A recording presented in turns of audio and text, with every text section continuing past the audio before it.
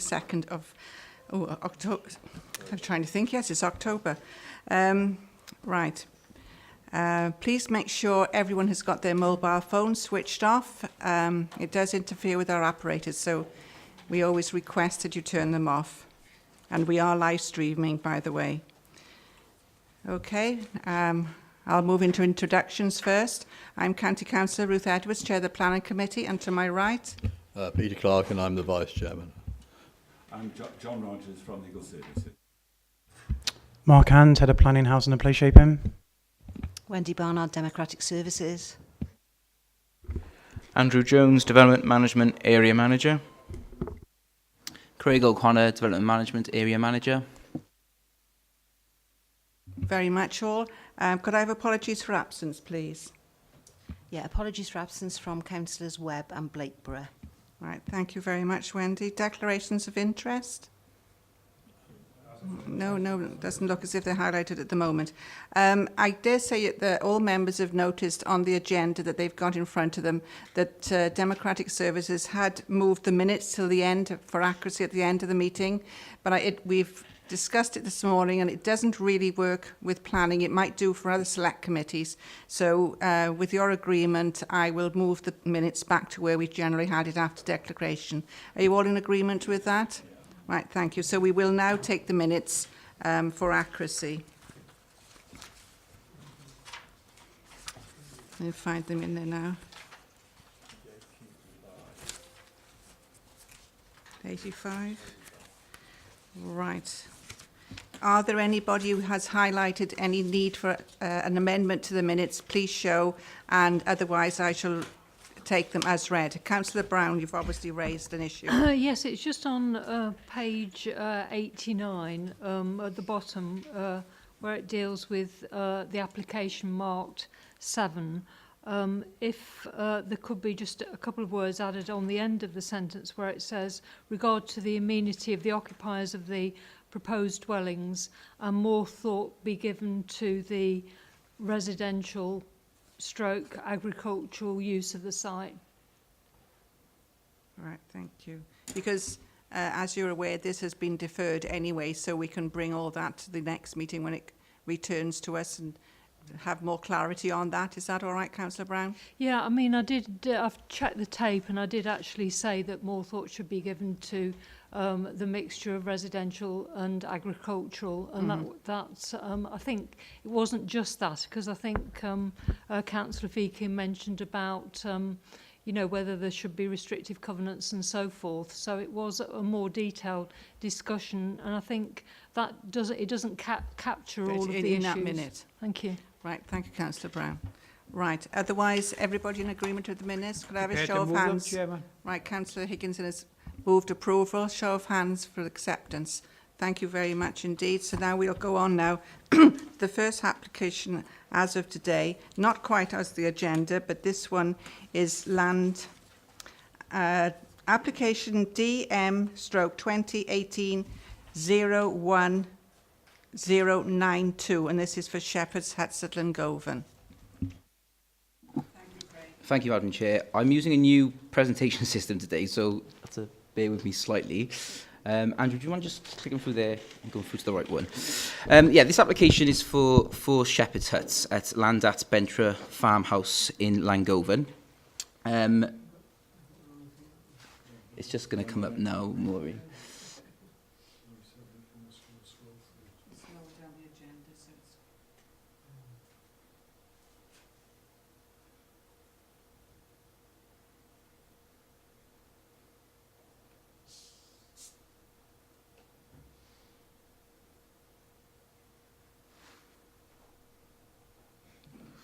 It would be the last one.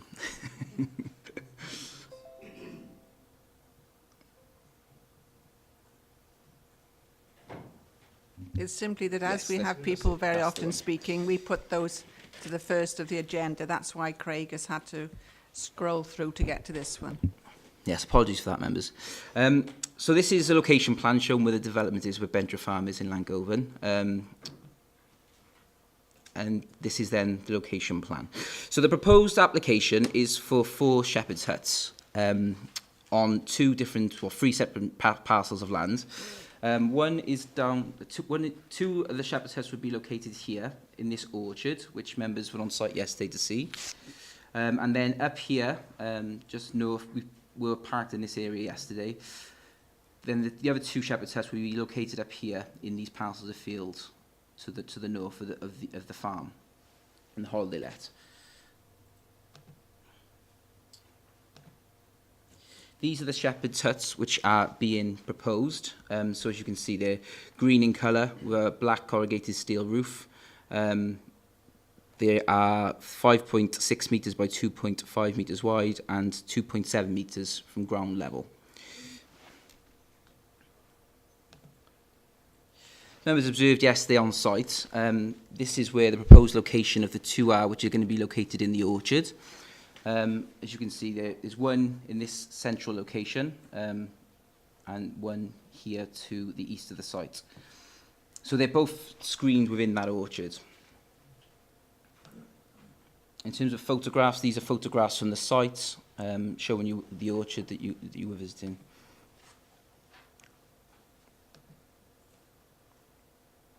In addition to those two shepherd's huts in the orchard, there's also two located in these parcels of land to the north, west of Bentra Farm, which are located in these locations.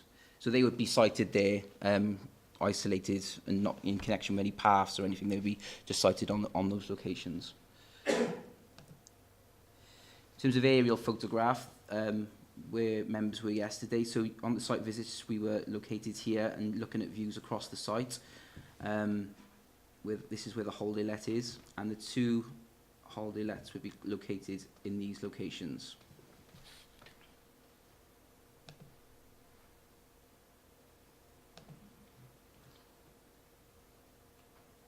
These are photos taken from the location, so actually from where the sites are going to be seen. And as you can see from the red arrows, you can see there where the neighbouring property is behind the existing hedge and the existing holiday let as well in this location.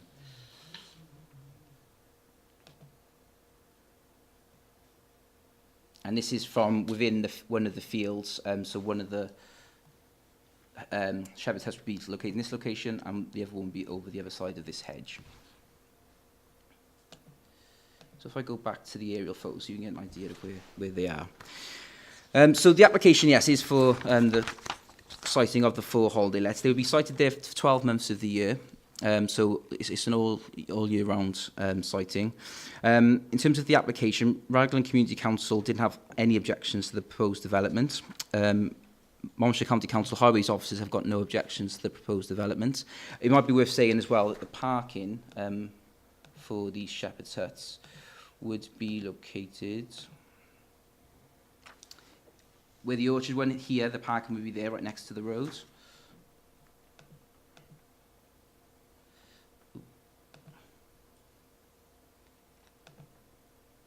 And the parking would be there yesterday where members were next to the holiday let, so the parking would be in those locations. The highways officers have reviewed it and they don't have any objections or concerns with the parking arrangements or the amount of traffic that this development would generate. Environmental Health have reviewed the proposed developments and do request a condition that no amplified music is played after 9 o'clock. And Ecology have also looked at the proposed development and they were involved in terms of the siting of the development away from the woodland, which is to the north of the two proposed shepherd's huts here. They had to be moved away from the woodland to ensure that there was no harm to any protected species. In terms of neighbour notification, there are a number of objections to the proposed development, 6 letters of objection in total, and the reasons are outlined in the report. There's also 1 letter of support to the development. In terms of officers' recommendation on the development, in terms of the principle, Monmouthshire Local Development Plans has gotten supplementary planning guidance for sustainable forms of transport, which this would come under. So the principle is generally supported. It does provide a benefit to the local economy and to our tourist needs in where these shepherd's huts could be completely moved from sites and have a low impact on the wider landscape. In terms of the actual planning merits of this development, we consider that the siting is acceptable visually. Particularly in the orchard, they would be completely screened, particularly in the summer months. And even in the winter, you'd see a passing view of green metal buildings, which could be associated with agriculture potentially. And also the ones to the north of Bentra Farmhouse, they are in heavy connection with the existing woodlands, so they harmonise with the landscape. In terms of distances to neighbouring properties and some of the concerns that have been raised, I think you can see from this location plan, the distance from the back boundary of this property, the neighbouring property here, is approximately 85 metres to this nearest shepherd's hut there. So in terms of the impact on the amenity of the neighbouring properties, we feel that the development is acceptable and wouldn't have an unacceptable impact on any other party. So for those reasons, planning officers are recommended the application is approved. They don't feel it has a harmful impact on the landscape.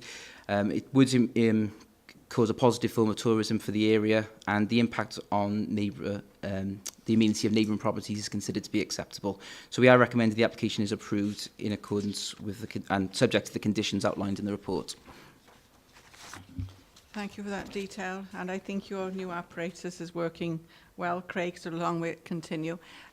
We have quite a bit of late correspondence that all members have been subjected to. All of that to divulge that isn't necessary now in the committee, because there was one objector that was wishing to speak today, but is now decided he doesn't wish to.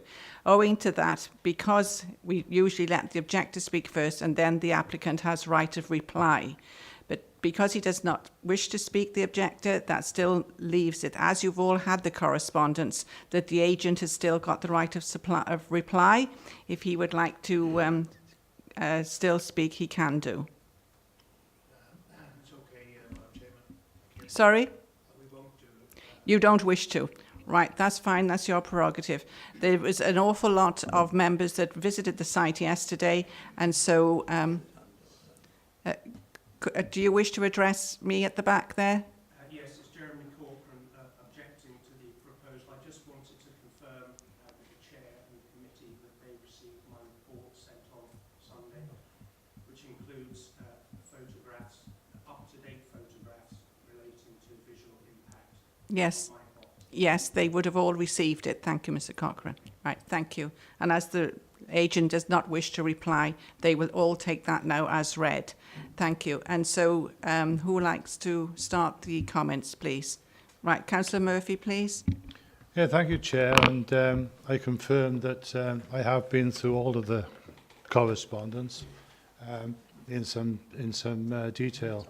I was very pleased that I visited the site yesterday and then read the late correspondence, because I could attach far more understanding to the late correspondence than I would have done had we have not gone to the site. That having been said, I have to say that I was quite satisfied when I went there with the position of them. I couldn't see that there would be any particular detriment there. I think I don't want to repeat what Craig has said, because he did it very eloquently. But I really don't think that we have any reason to turn this one down. So I would recommend approval. Thank you, Councillor Murphy. Councillor Brown, then Councillor Powell. Thank you. Yes, thank you. Prior to approval being considered, I just wondered whether there was any possibility of adding this condition that the environmental health did suggest, but it was suggested that it was unreasonable. I don't see why it is unreasonable, about no amplified music being played after 9 o'clock or something, because of one of the issues is, or maybe it could be later than that, but I just think that obviously these are holiday lets, and you know, there could be music quite loud at night, and there are obviously going to be a turnover of people who use these on a holiday basis. So I don't think it's unreasonable to ask people who stay there to keep the noise down. And as far as you know, environmental health and statutory nuisance goes, it would be very difficult to do anything about that if the site occupants weren't forewarned. And also, they're not going to be there particularly long in terms of the practicalities of any proceedings on it. So I think we should consider the possibility of that sort of thing, just for the amenity of the nearby property. Thank you. Thank you, Councillor Brown. Do you wish to answer that at all, Craig, please? Yes, apologies, Councillor Brown. I should have mentioned that in my evaluation of the concerns as well, which were raised. But as officers, we don't think it is reasonable to condition when the noise should stop at the site. In terms of that, would be covered by environmental health, and they have statutory requirement to monitor the site and to look after any nuisance. So, under that legislation, they'd be able to take action. We wouldn't want to condition something which they can take action for under their own legislation. Yes, Councillor Brown? Yeah, I've just explained how it will be difficult to take such action in view of the fact that you've got a revolving nature of occupants. Thank you. Chair, I just echo what Craig has already said. It's very clear in planning regulations we shouldn't be duplicating other controls. I don't think it need necessarily be difficult for environmental health, but if that were the case, it would be no easier for planning to enforce such a condition either. The same problems would ensue. So my advice would echo what Craig said. It isn't a land use planning issue. It's something that EH has powers over should the need arise. It's just a matter of respecting the area that you're staying in, actually, because loud music in the countryside does carry far more in a quiet area that surrounds you than if you were in a built-up area. Councillor Powell. Thank you, Chairman. I just wanted to second Councillor Murphy's proposal. I thought it was very well laid out, and obviously from looking at it, they won't be overlooked from anybody very much, and I hope that it's very successful. I think it'd be very nice to have a quiet corner like that for a week or so. Thank you, Councillor Powell. Councillor Feakin, then Councillor Dovey. Thank you, Chair. Thank you all. Just to say that I agree that it should be accepted. It's very low impact. It's doing everything we want to do regarding diversification on farm, and I don't think you could get much lower impact than what's been proposed before us. So I'd go along with the proposer and the seconder to move to accept it. Thank you. Thank you, Councillor Feakin. Councillor Dovey. Thank you, Madam Chairman. I'm going to go back to the noise issue again. The environmental officer registered the issue with the noise. But the other thing about it is, I think as far as the owner is concerned, if you have excessive noise on the site from one of the caravans, that is going to blight the attitude, unless they're into having a bang as well, of anybody else who's in the other caravan. It's no distance away. So I think the noise thing is relevant. It is relevant as far as he's concerned, because the second likely customer is likely to turn around and say, I'm not coming here again because of the goddamn noise in the place. No, I think the noise is a relevant thing. Thank you, Thank you, Madam Chair. Thank you, Councillor Dovey. I don't know whether I've overlooked it, Craig, but is there a means of securing, like fencing around the huts? I was just thinking if there's stock or anything in the locality, they would want to be like a post and rail or something around them.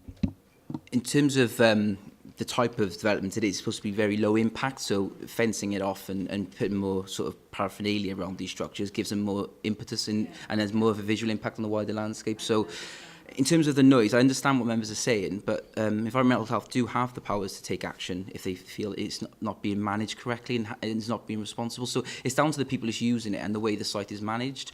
We, in terms of planning, wouldn't be able to, we don't think it's reasonable to impose that type of condition whenever departments have the right to take action if something like that was to occur.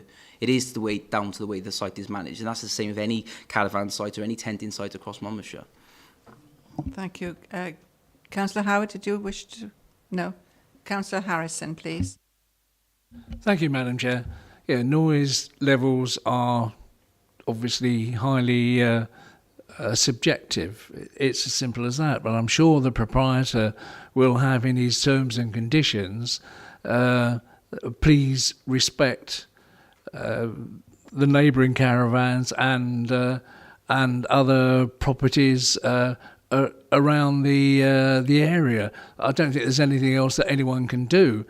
If we have a noisy visitor for a week, by the time any compliance comes around, they're going to be gone in any case. It's just got to be common sense. It's as simple as that.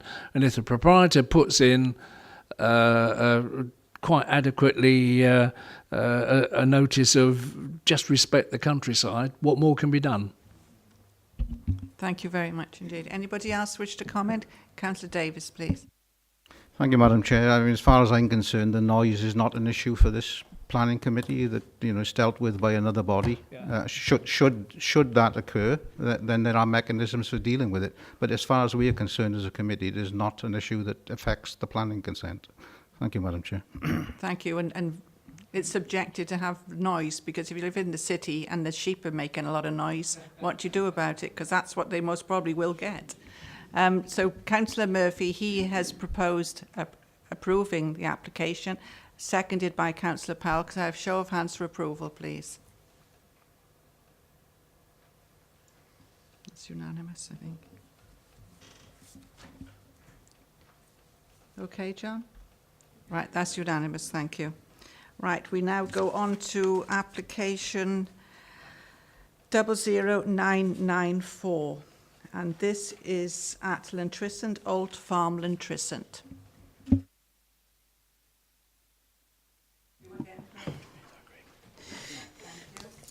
Yes, thank you, Madam Chair. Again, just be patient. Seconds. Yes, this application is DC 2017-00994. It is for the construction of an essential rural enterprise workers' dwelling and the retention of some of the kennel and cattery sheds that have been put up on site. The site itself, Old Farm, few of you might be aware of it. It's a sporting centre, and it's located to the south of Llantrissant, which is shown in this plan. So it's just down in this location here. And obviously, a few members were there yesterday, so most of the members did actually see it and visited the site yesterday.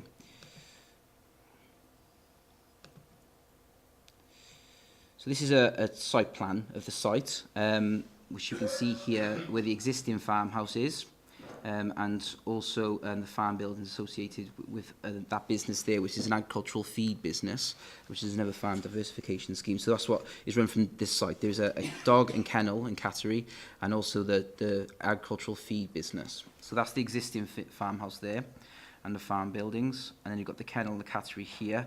And on this plan then is shown what is in front of you today, which is the proposed dwelling. So this is location plan showing the whole site.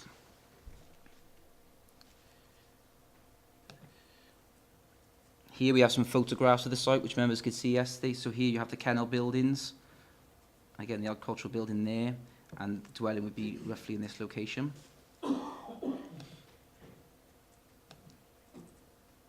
Again, further photographs from the site, which is looking down the site, looking south. Frontwards, there you can see the existing farmhouse, which members seen yesterday, and the farm buildings and the catteries over here.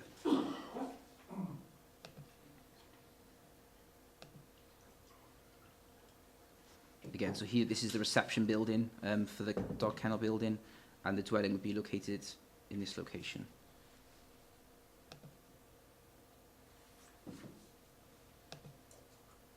So in terms of the application, as I said, it's for an enterprise, rural enterprise dwelling. The application is made under TAN 6, which allows for justified dwellings in the open countryside when it can be justified that it's needed for agricultural or enterprise purposes. This application is made in terms of a transfer of the management. So the applicants father and mother have been working in farming for many years and actually occupy the farmhouse at the moment. And there's going to be this is a succession application to transfer the management of the kennels onto the son. So at the moment, the son is living with his parents on a part-time basis and living with his partners on a part-time basis. This application would establish him permanently on the site. So the application has been made. And the applicant has demonstrated that there's a functional need for them to be there 24 hours a day to look after the dogs and the cats. They've recently been awarded a contract which let them deal with stray dogs, which could happen at any time during the day via Monmouthshire County Council, in which case they have proven on the balance of probability that there is a functional need for them to be there on site. In addition, the applicant has submitted account details to show that the existing business, the dog business, is in profit and it is financially sound business. And they've also submitted a considerable amount of feasibility studies in terms of the existing dwelling, why it couldn't be adapted and used by the applicant or extended for future use. So in terms of what has been submitted, the applicant has demonstrated that on the balance of probabilities, the development is in accordance with the Technical Advice Note 6. This has been looked at by our agricultural consultant, Richard Anstis. He's reviewed the information that has been submitted, and as officers as well, we've looked at it and we are satisfied that the principle and the justification for allowing this dwelling at this site is acceptable. In terms of what the dwelling will look like, this is the proposed dwelling. It's designed as a dormer bungalow type property, so it's about 145 square metres, which is within the allowance for what we allow for an agricultural workers dwelling or an enterprise dwelling. As you can see there, it's got a slate roof, smooth rendered walls, and it's been sympathetically designed for the countryside. This is a floor plan of the ground floor, so as you can see, it's quite modest in terms of its scale. And it's a 3-bedroom dwelling. This is the first floor plan to give you an indication of the size and the scale of it.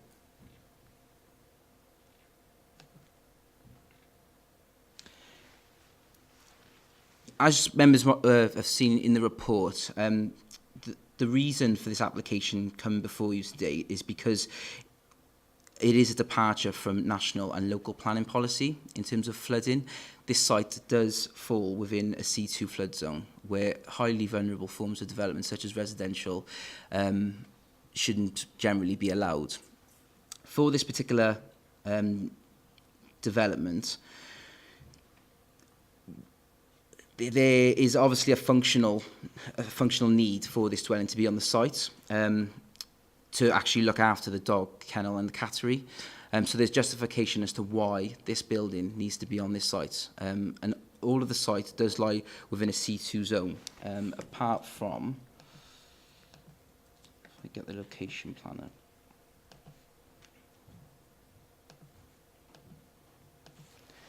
Apart from a small location to the north of the existing farmhouse, which is here.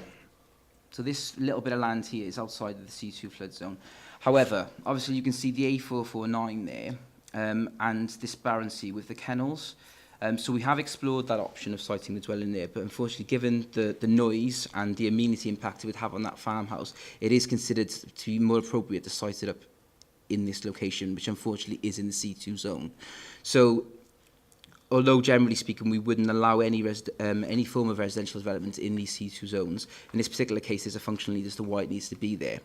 On the balance of that, as you would have seen in the report, the levels for this site have already been raised for the cattery and the dogs, but for this actual dwelling it would also be raised up further above the floodplain level. So you can see here there would be a further raising of the levels to 13.5 OD. So that would take it outside of the 1 in 100 year flood event, which is 12.5, and also out to the 1 in 1,000 year flooding event. So the very, very extreme levels of flooding, it would be flood free in both those events. So Natural Resources Wales have had a look at and reviewed the flood consequence assessment which accompanies the application. and they have outlined to us that they have no objections to in terms of the technicalities of flooding. So members today are making a decision on the fact that it's within a C2 zone, but the technicalities of flooding can be managed.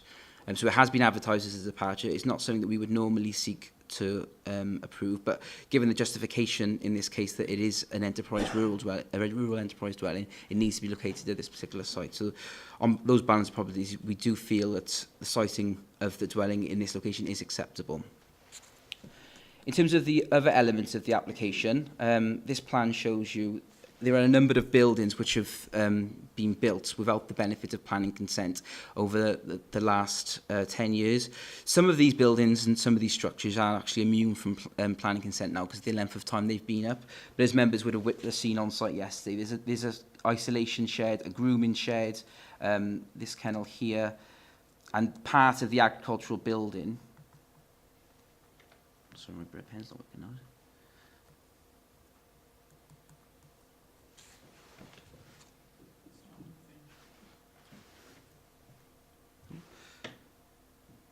Apologies, I think it's working at the moment.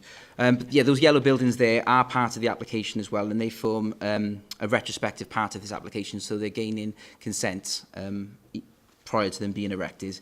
So yes, and these are then a number of the buildings. So this is the kennel building.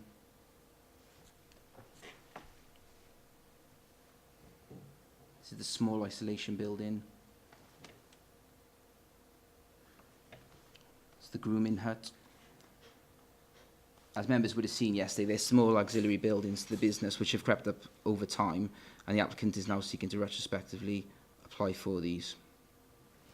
Obviously, as outlined in the report, these buildings are not considered to have a harmful impact on the visual impact of the area. They're all contained within the site. The site is isolated in terms of neighbouring properties and wouldn't have an impact on any amenity of any other party. So, as outlined in the report, officers are recommending that the proposed dwelling is acceptable in terms of the principle of justification for the dwelling under TAN 6 as a succession dwelling. It's also acceptable in the flooding C2 because it is raised above flood level and it is a functional need to be at this site. And the proposed retrospective consent for those structures is also considered to be acceptable given the visual impact and the impact on the amenity. So, officers are recommended it's approved subject to the conditions in the report. Thank you, Craig. Councillor Feakin, first of all, please. Thank you, Chair. Thank you, Craig. The reason this is before us is because it's a departure from the LDP policy. It's a departure from the LDP policy because our policy says that we shan't build in C2 floodplains. We've mitigated away from that to the satisfaction of the Environmental Agency, Natural Resource Wales, and therefore I propose we move to accept. Thank you, because these are specific circumstances not for people to think that if they raise the ground in C2, they can build on it. Correct, Craig? Yeah, there is mitigating circumstances for it being where it is. So thank you. Councillor Brown? Yes, I just wondered about the, it's not something I've thought about when we're actually on site, but obviously because the level of the building is going to actually be raised, I don't know how far it can be seen from the road at all, and whether the landscaping will cover that particular issue, because when we're on site, obviously a number of the buildings, like the reception, were much lower level, you know, so just wondered about that. Thank you. Thank you, Councillor Brown. Thank you, Councillor Brown. Yeah, so this is a photo from the side of the road, obviously. As you can see, that there's that pond there. Ooh, I think there's a pond there which has which has been created obviously because they've raised the land up. As I was discussing yesterday on site, to accommodate the kennels and the cattery buildings. This dwelling would be located in this location here.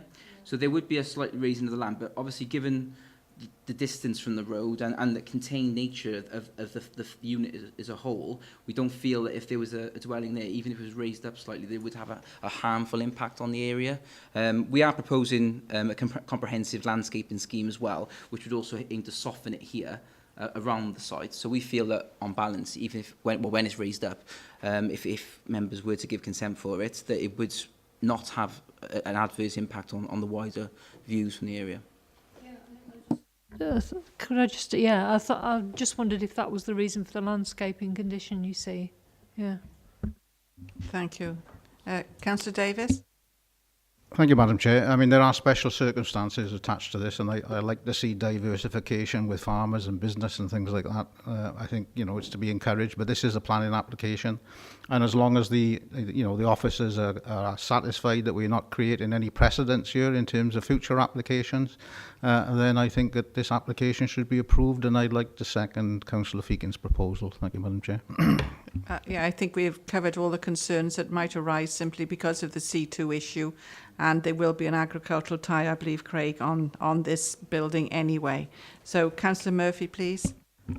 Yes, thank you, Chair, and I wouldn't argue with any of that, but this is a two-part issue, but before us is the retention of the other buildings as well. We mustn't lose sight of that.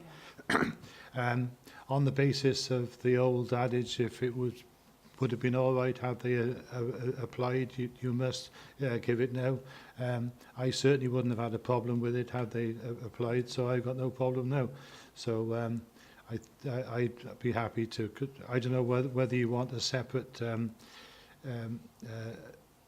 approval for the retention of do it all in one. Yeah, right. Well, in that case, then I'm happy to support the others. Thank you. Anybody else wish to comment? No. Councillor Feakin has moved approval, seconded by Councillor Murphy. I believe that's what you meant. So I have a show of hands for approval, please. Nobody against. Right. That has been carried. Thank you.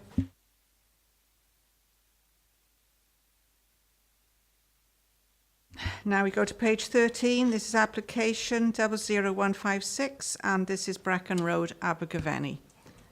Thank you. Is this yours, Craig? No, it's Andrew. Thank you. Thank you, Madam Chair. Just a few technical difficulties. That's great, yeah. So this application relates to a group of former shop and flats, unfortunately currently in a poor state of repair in the centre of the town of Abergavenny. The buildings aren't listed, but is within the heart of the Abergavenny Conservation Area. A number of members were there yesterday on site to observe, but for those that weren't, it's just useful to quickly run through the photographs. This is a view of the front of the site from Bracken Road. That's still from the front of the site from Bracken Road. And again, so you can sort of see perhaps a clearer view there from the front of the site of the existing buildings.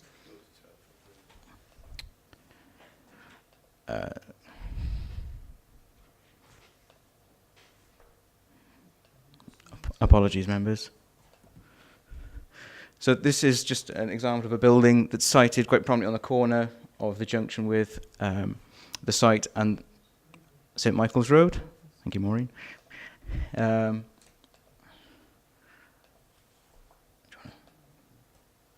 I do apologise. Again, this is further buildings along St Michael's Road as we approach the application site.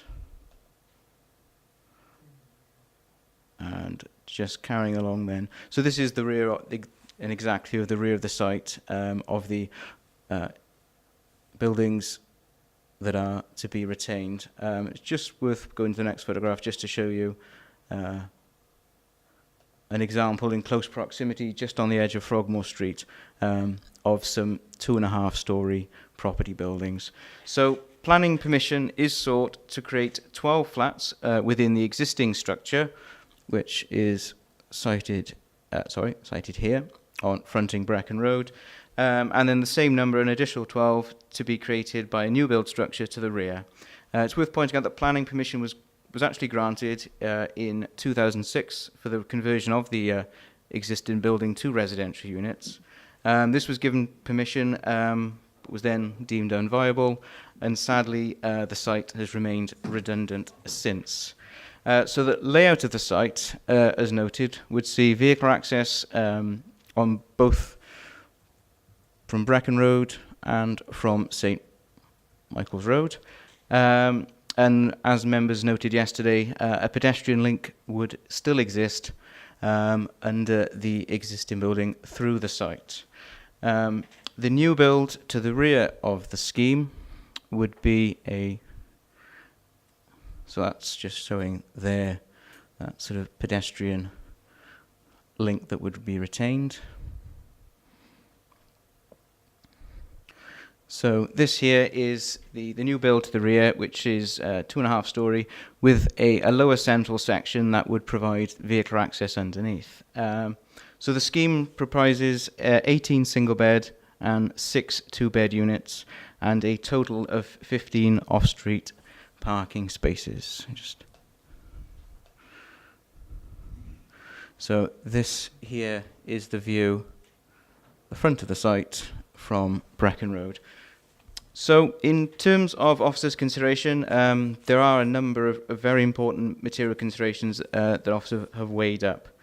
The first is that despite the site's unfortunate current state of disrepair, the existing buildings are of heritage value and actually recognised as such within our adopted conservation area appraisals, and are noted as an attractive group of modestly scaled houses and former shops. And for this reason, officers' advice, including that of the Council's Heritage Manager, has been consistent right through pre-app to application stage, that this asset should be retained and renovated. However, some later outbuildings, more modern outbuildings to the rear, are agreed to be demolished to make way for the new build. Although the new build development to the rear would be 2.5 stories, members that were there yesterday will have noted that, and also in the slides earlier, that there are other similar scale buildings in close proximity, and there's also a planning permission just a short way further down St Michael's Road, also for a 2.5 storey similar scale property. So the design solution with the new build is considered simple, traditional form. An officer's view is that it's appropriate to its context.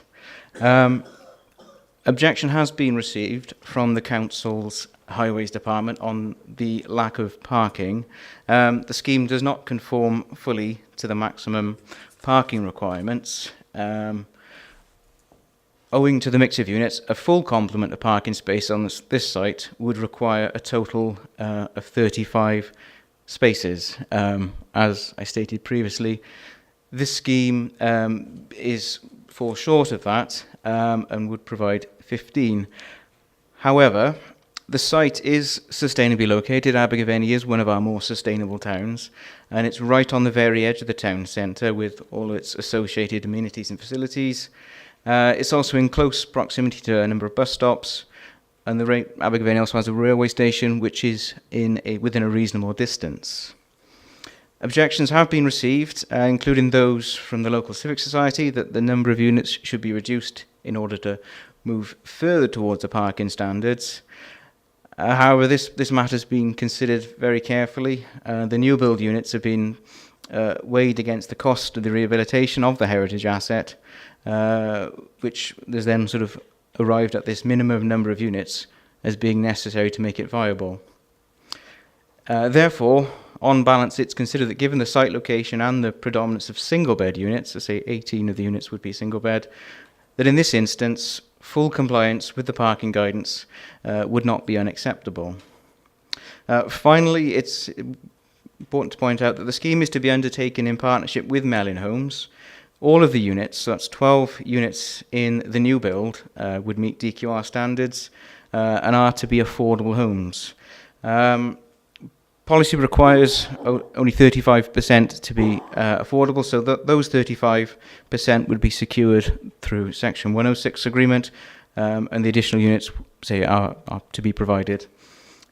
So, in weighing up all of these material considerations, officers are of the view that delivery of much-needed affordable housing on a site that has been for over a decade in a poor state of repair that would also see important heritage asset restored does outweigh the shortfall of parking standards in what is a sustainable location. So, therefore, subject to the conditions set out in the officer report, and a Section 106 agreement that would secure 35% of the units as affordable, and that the new block would not be constructed unless in conjunction with or following the completion of the conversion, the application is presented to members with a recommendation for approval. Thank you, Andrew. As most members were there yesterday. But the local member to this site is not a member of the planning committee and hasn't asked to speak today. So I'll take the Abergavenny members, others members that are on the committee first, please. Councillor Powell, then I'll take Councillor Harris. Thank you. Thank you very much, Chairman. Yes, we looked at this yesterday, and I think it's been a long time coming that we should have something put here. I know there is a question about the number of parking spaces, but quite a lot of people who single occupants and people like that don't necessarily have cars, and there's a good bus station, there's a railway station as well, and I think that they could walk into town for anything they want. So I dare say that not having the complete number of parking places shouldn't be detrimental, and I would go with approving it. I recommend it for approval. Thank you, Councillor Powell. Councillor Harris? Thank you, Madam Chair. Yeah, I'll say at the outset, and I will say it at every possible opportunity, provision of housing out trumps provision of parking spaces every single time. And I have no hesitation in saying that to my my dying day. This is a difficult one. It's been a derelict site for practically as long as I've lived in Abergavenny, which is coming on for 40 years now. It was used originally for a few years, but somehow or other, and with great deference to our heritage manager, we could make much more use of that site if the whole lot was demolished and new build all the way around. And in particular, if that was the case, with the 2.5-storey units on the Merthyr Road, on the St Michael's Road, coming up onto the Brecon Road. However, I don't think that that's what we'll be saying this afternoon, although I would be pleased if that was the case. In the event of any major rearrangements happening, that I would be glad to see. In the event of that not happening, then I would also approve this this development. We need the affordable units. We need that site desperately to be developed. I think it could be done better, but I'm not going to oppose if the committee thinks that this is suitable. Thank you, Madam Chair. Thank you, Councillor Harris. Councillor Giles Howard at the back, please. Thanks, Madam Chair. Unlike Councillor Harris, I think it would be almost criminal to even consider removing the heritage aspects of this site, and that's our role as custodians to protect the built environment that we have, and that qualifies it as being part of the conservation area. I've no objection to the refurbishment of the existing buildings or the elements of rebuilding there, and I don't object to an element of new build on the site either. I understand there's a shortage of affordable housing, particularly one-bed units in around the town centre, but I don't necessarily think that has to be at any cost. And I think, for my mind, the development's almost bound to exacerbate existing on-street parking problems. It's a nightmare in that part of town already. There are lots of traffic regulation orders which are regularly ignored or not policed, and I think it would be detrimental to highway safety to allow that. And I don't see any reflection in the report, and I can't ever think of having come across anything that suggests in an area that we consider as sustainable because of its location to shop services, public transport, etc., that there is automatically a lower level of car ownership because of that, or certainly not to a degree that would warrant having so many fewer spaces than our highways department expects.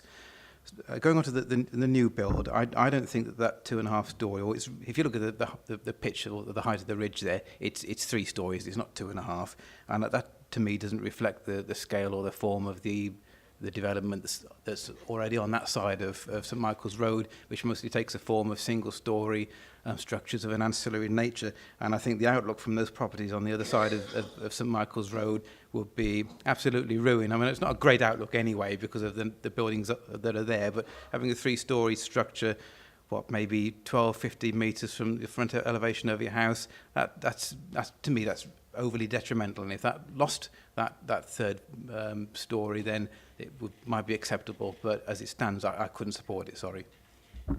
Thank you, Councillor Howard. Did Andrew or Mark wish to comment? Mark first, then, please. Yeah, thanks, Chair. I was just going to mention, in terms of the comments being made about both parts of the scheme, about the retention of the existing and its heritage value and the new build, just to remind members, it's in a conservation area, so we have got a statutory duty to protect or enhance the character or appearance of the area. So whether you're talking about the new build and how that fits in, or whether you're talking about the old stuff and whether it should stay or go, we just need to have that legal duty in the back of our minds. Thanks, Chair. Thank you, Mark. Andrew, did you wish to comment, please? Yeah, well, I mean, I've covered a lot. Certainly the highways points that Councillor Howard has mentioned. Yes, it is admittedly below the sort of maximum standards. But as officers, it's our role really to weigh up those competing priorities of seeking to preserve heritage assets, seeking to deliver affordable housing, as well as trying to maintain reasonable highway safety. So I say it's a balancing act, and your point is well made and noted, but I think in this instance, officers' review, that the balance is right. Thank you, Andrew. Councillor Brown and Councillor Becker. Yes, thank you. I'm not quite clear whether the obviously there's 24 units. I'm not quite clear whether it's 35% affordable or whether it's 50% affordable, because the report isn't quite clear on that, or perhaps you could explain to me. The other concern is obviously I am concerned about the car parking, although I do appreciate that we do need affordable housing. I don't know whether or not the legal duty in relation to the conservation area would be met if there had been a new build that was sympathetic to what was there already, and whether or not the developer was mindful to look at something like that. I don't know whether the legal duty would be covered by doing a sympathetic type of modern building, but taking account of the existing buildings surrounding it. Because although it was derelict, I did notice it did fit in a bit more with the building that was next door. And in my view, it was not such a great heritage building that it necessarily needed to be retained. And I think the problem is that it's led to an overdevelopment of the site. So I would prefer to see, if it's possible, to have 24 units with more parking, but having a sympathetic conservation area type of modern building that would fit in better, and perhaps give the builder a little bit more scope, because although it's listed, I don't think it's not listed, sorry, so it's it is a possibility. And I just wondered if there had been any discussions on that so that we could increase the parking spaces. Thank you. Thank you, Councillor Brown. Councillor Becker now, please. Thanks, Chair. Just a quick confirmation. How many units is it? 24? So not even one parking space per unit then? Correct, yes. Right. I mean, that caused a sharp intake of breath in me when I first heard it, and then you look at the plans and you think, well, the third story seems a little ancillary and overdeveloped. you drop the magic words of affordable housing, it starts to seem more attractive. But do you know what? I think I'm with the Civic Society on this one. I think it's overdevelopment. I think, you know, we simply can't say in an area like that you can have less than one parking space per person when there are already on-street parking problems. I mean, so I don't think I can support it in its current form. I'd like to see it brought down a bit. We can exceed our sort of our limits, if you like. You know, it doesn't have to meet our requirements, I don't think, but I think we're so far adrift of it that it's too much of a problem for me to back, I'm afraid. So. Thank you, Councillor Becker. Councillor Murphy? Yeah, thank you, Chair. I wasn't happy at all about the fact that we were retaining the buildings in the middle. Having had words with the heritage officer and looked at it further, I do understand now much better the reason for the retention, and I'm very pleased to see the proportion of affordable houses there. The lack of parking doesn't seem to be a problem with the registered social landlord that's on board with this scheme. I'm sure if they felt that it was an issue, they wouldn't be looking to develop out their scheme. So I think this is one of those where I would have liked to see the site completely cleared. I would have liked to have seen it completely redesigned, but I do understand why it can't be. I do think that it could be done better under different circumstances, but accept the fact that those circumstances are not likely to come about. So for those reasons, I will be supporting it. And what swung it for me was the fact that there's a registered social landlord prepared to adopt and develop out the site. And I'm sure that the considerations that we're looking at now have been looked at by them, and they've been able to overcome them. Thank you, Councillor Murphy. Anybody else wish to comment now? Councillor Feakin. Thank you, Chair. It's not that long ago, only a few meetings ago, we looked at the redevelopment of the police station. I don't recall that we was insistent on having as many car parking spaces for that development, which was a similar development in as much as that it was a lot of one-bedroom flats, albeit that there was a different age. Welsh guidance is Welsh Government's guidance on car parking spaces is lower than ours, lower than our threshold, and also in other authorities, they'll downgrade the number of car parking spaces required. When you have a conurbation of a large number of one-bedroom flats, they'll put it down to 0.65.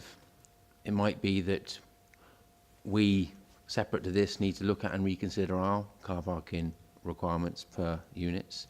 But on balance, the officers have already done that for us in this application.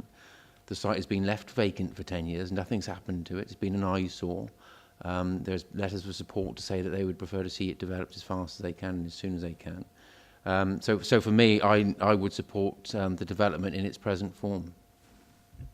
Thank you, Councillor Feakin. I know there's a lot of single-bed accommodation, and we've got an awful lot of not just young people, but older people as well that need housing. And I'm sure if they look at it and whether it suits their needs or whatever, it's up to them to be having the chance to have their own individual property. So I don't think we should be too clouded by the fact of the parking issues, because whoever wishes to live there will be well aware of that. So anyway, I believe it's been moved for approval by Councillor Brown. Yeah, I didn't get any response. I did ask the officers for both details about affordable housing, and also I did ask about whether any discussion had been with the developer to look at alternatives, more parking, and if the existing building didn't have to be retained. And I didn't really get a response on that. Thank you. Thank you, Andrew. Yeah, thanks, Councillor Brown. In terms of the affordable housing, I said the policy says there should be 35%, and that's the amount that will be secured through 106. However, they will be delivering above and beyond that, and it would be, say, 50%, which is the entire new build block. So that's with Melon, would be the RSL to deliver that. In terms of the design, etc., the application has been in for some time. It's been subject to pre-application discussions with officers, with the heritage team.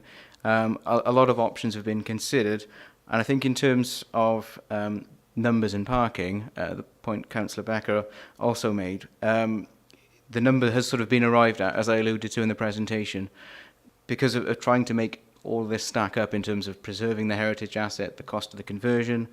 A certain number was had to be arrived at to make it viable, and that's why we've ended up with the number of units we have. And as I said, to repeat, it's weighing up the benefit of retaining and restoring a heritage asset, delivering affordable units, not just commuter sum, but units, versus the shortfall in parking standards, and that's the consideration of officers. So hope that answers your query. Thank you, Andrew. Councillor Feakin? Thank you for indulging me, Chair. I forgot to mention about the affordable housing. How often do we have a development come forward with 50% affordable housing provision? That's pretty unique, and I'd echo what Phil said. You know, if the RSLs are on board, then I think we should be as well. Thank you very much for that comment. Councillor Murphy, you've moved approval and seconded by Councillor Powell. Was it? Right. So that's been... Right. Could I have a show of hands then, please, for approval?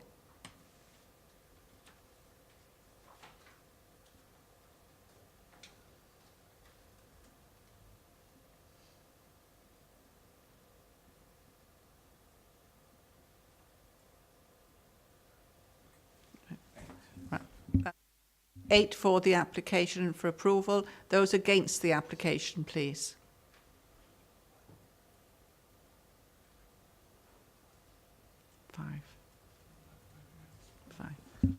And that's 5 against, so it's been carried. Were there any abstentions, please? None. Right, thank you.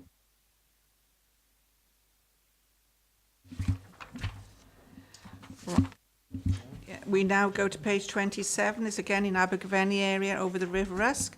Application 00408.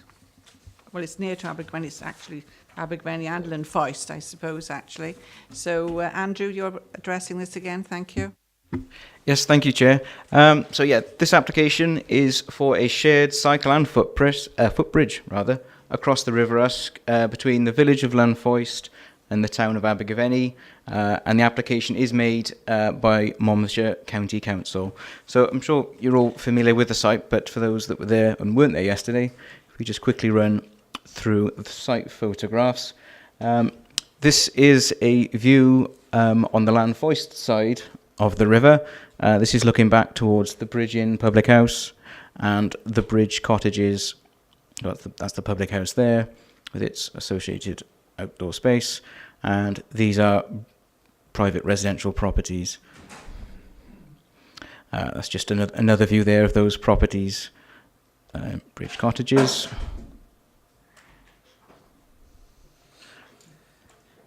Okay. Everybody okay?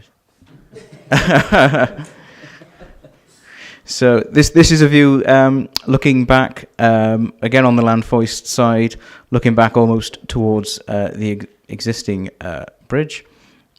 This is taken from the Abergavenny side, so that's the existing bridge, which is Grade 2 star listed. Again, there's the public house there, and that's a ramped access down on the Abergavenny side. That's a similar view. So that's just a wider view there of the existing bridge that crosses the River Usk.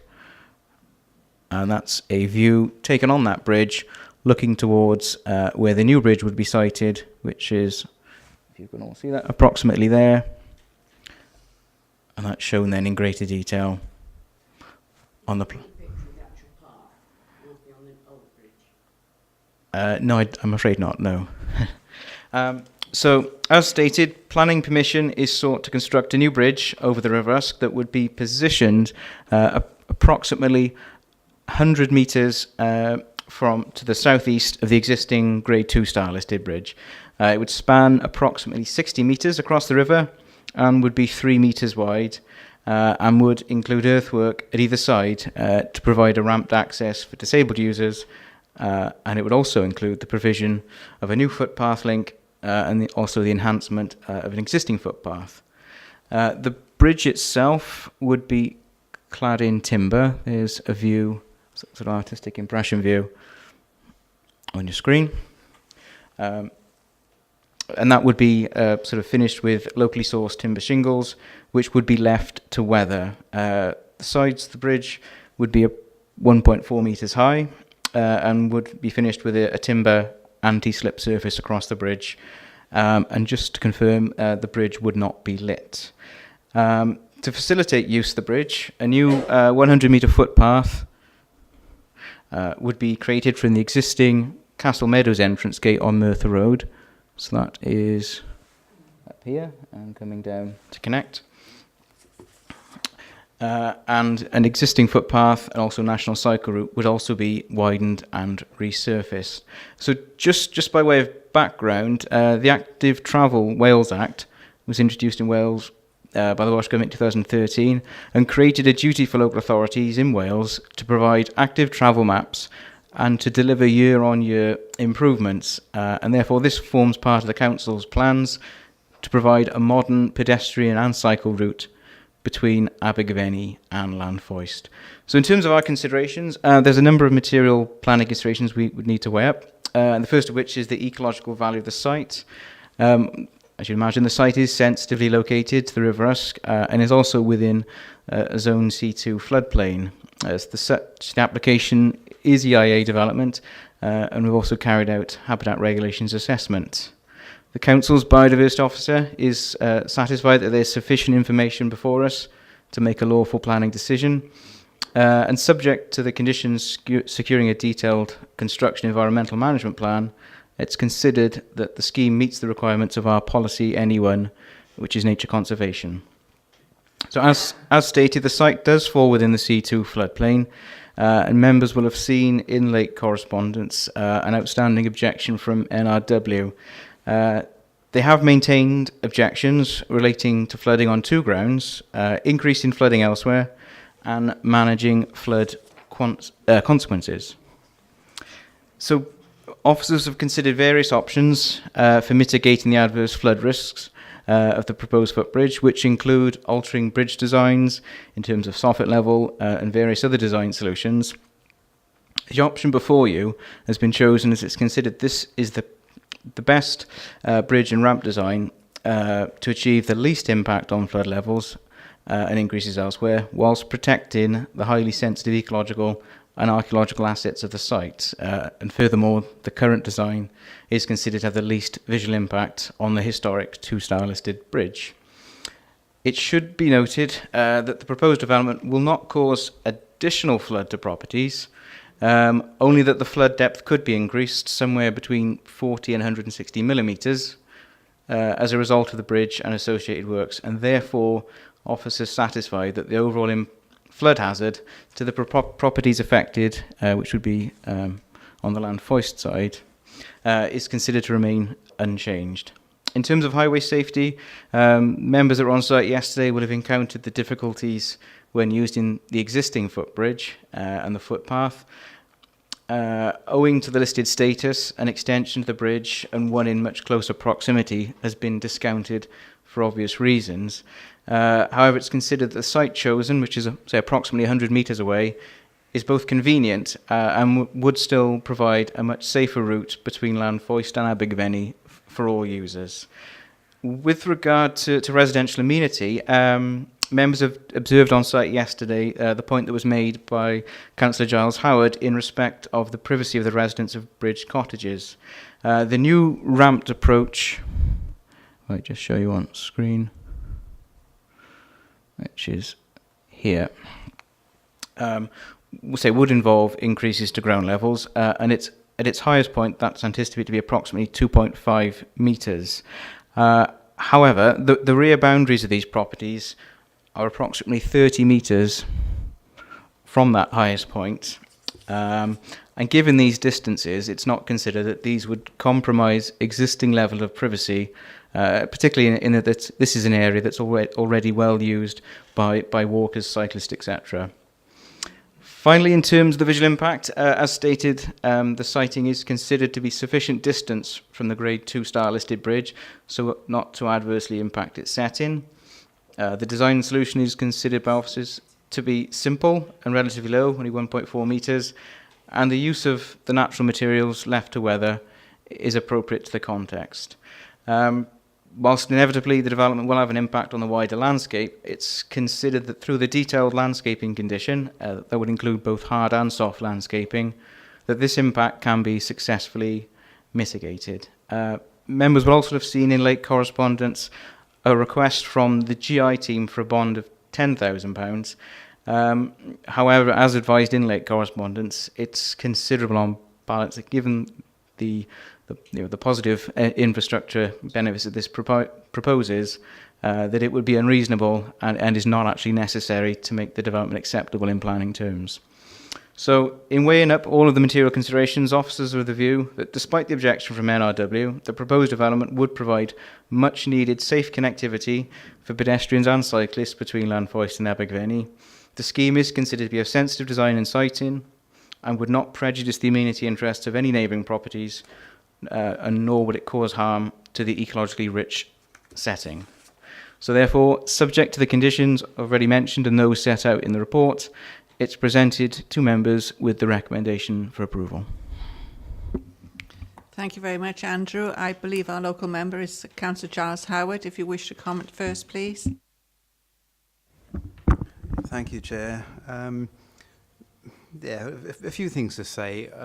I see some comments about design appearance of the bridge in the press and online, but I think I agree with Andrew. It's low key, it's plain, and because of that, it has a low visual impact. And the bridge shouldn't be the focus. It shouldn't have frills and fancies on it. The star is the existing bridge, the scheduled ancient monument, and the setting and the riverbank. So that's not an issue for me. We've got a great opportunity to address highway safety issues. It's vital we have an alternative to the substandard footpath that members, I understand, experienced yesterday. And in some respects, it's a once-in-a-lifetime opportunity. People have been asking for this for years.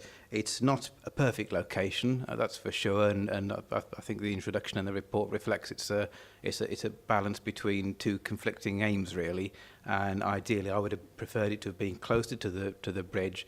As I wonder if some people might not be bothered to just take that small diversion because it is a slightly longer route towards town. But having said that, members saw yesterday, we've all seen it in the past, that pavement is so narrow, and you've got people of all ages, the elderly and kids within a hair's breadth of the wheels of Arctics as they go thundering past. You know, that really isn't acceptable for us not to grasp this opportunity. Two concerns that I have, again reflected in the report, onward links into the village.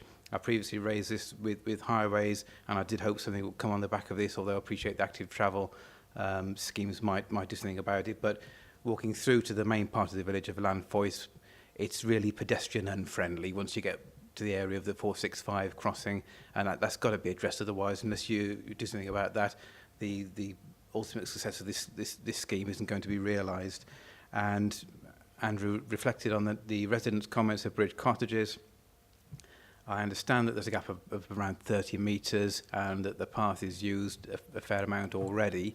Having said that, the ground's going to be elevated by effectively 1 storey, so there will be views towards the private amenity space and longer views towards the rear elevations. And whilst I might not think it's going to be as bad as some of the residents might fear, I'm not going to have to live there and find out if I'm either right or wrong. So in saying that, I'm happy to move that we accept the scheme, but with a proviso that condition 5 is amended to reflect a small landscaping adjustment to provide a screening option for the southern side of the bank. Thank you, Councillor Howard. Councillor Higginson. Yeah, thank you, Madam Chairman. Yeah, having been there yesterday, and I mean, the original bridge was probably done in horse and cart days. And having walked across that that pavement on that bridge yesterday. I'm being passed by a 12-wheeler Arctic. And I was walking on my own, if you like, it concerned me that that many people walk over that bridge to get to the town centre, and I think this is this new bridge, pedestrian cycle bridge, is fully deserved, because it's going to make a heck of a lot of difference to the safety of the people who need to go from what we know is the old industrial site just up the road a bit to go to town. And I mean, that'll improve the safety no end, and I fully support it, and I second it. Thank you, Higginson. Councillor Harris, then Councillor Powell. Thank you, Madam Chair. Yes, having walked that bridge yesterday when that Arctic lorry went by, and there were a lot of us on the bridge, it doesn't often happen, but it really was quite frightening, and anyone with loose clothing could have quite easily been dragged into the road by that articulated lorry. I think this is a good scheme. Obviously, any scheme will have its snags, and I've heard a concern about the bridge won't be lit. But in actual fact, the natural lighting around the area from the bridge, from the existing bridge to the new bridge, is quite considerable. And I notice on the report that the proposed new bridge will have the facility to install lighting built into it. So it's not as if, oh dear, we've built it and now we need lights on it. They will be available if they are needed, and if we don't need them, don't put them there. But if they are going to be needed, we can do it. So I'm happy to stick my hand up for this one. Thank you, Madam Chair. Councillor Powell. Thank you very much, Chairman. I've long wanted this to happen. Although my ward finishes halfway up the Castle Meadow, it is of great interest to me. It is frightening, as you say, as yesterday, and quite a few of the children, not all the children get driven to Scoulton and Foyce School, some do walk across there, and it is a worry.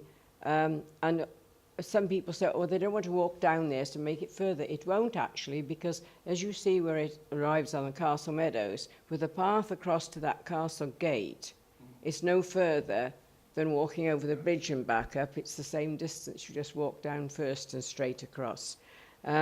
I think it's long been needed. I know it's taken a long time to persuade Caddo to let us build it there. As regards lighting, I've no doubt that if it really was a problem, the sides are a fair height, aren't they? It could be lights built into the sides so they're not causing a detriment, and that would help if needed. But it is very light around that area, and I'm really pleased to see it come, and I would definitely propose it to be accepted. Councillor Murphy. Yeah, thank you, Chair. Just pick up on Giles's point about the screening. I didn't think there was much protection for bridge cottages anyway, but I think it is a valid point. In time, it would provide better screening. So if we were minded to just beef up that landscaping element of it, I think it would be worth doing. Although I fully accept that it would take a while before it would actually take effect. Apart from that, there was a representation on site yesterday, where one of the residents came and said that there's never ever been an accident on that bridge.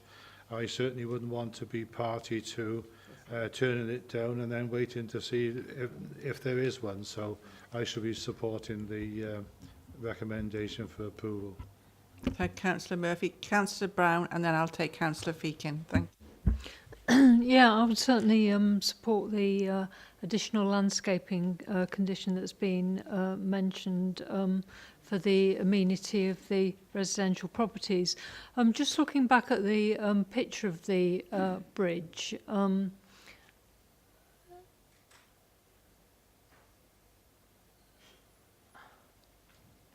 yeah, there. The thing that I found a little odd about it is that, I mean, I'm not an engineer or anything, and I'm sure it's fine, but normally it seems as if the supporting structure is not in the middle of the bridge. It seems over to one side, and I just wondered whether there should be another supporting structure or whether it should actually be in the middle. And it's just struck me from looking at that particular photo. I'm sure it's fine, but it does seem a bit odd that it's only on one side of the picture and not the other. Thank you.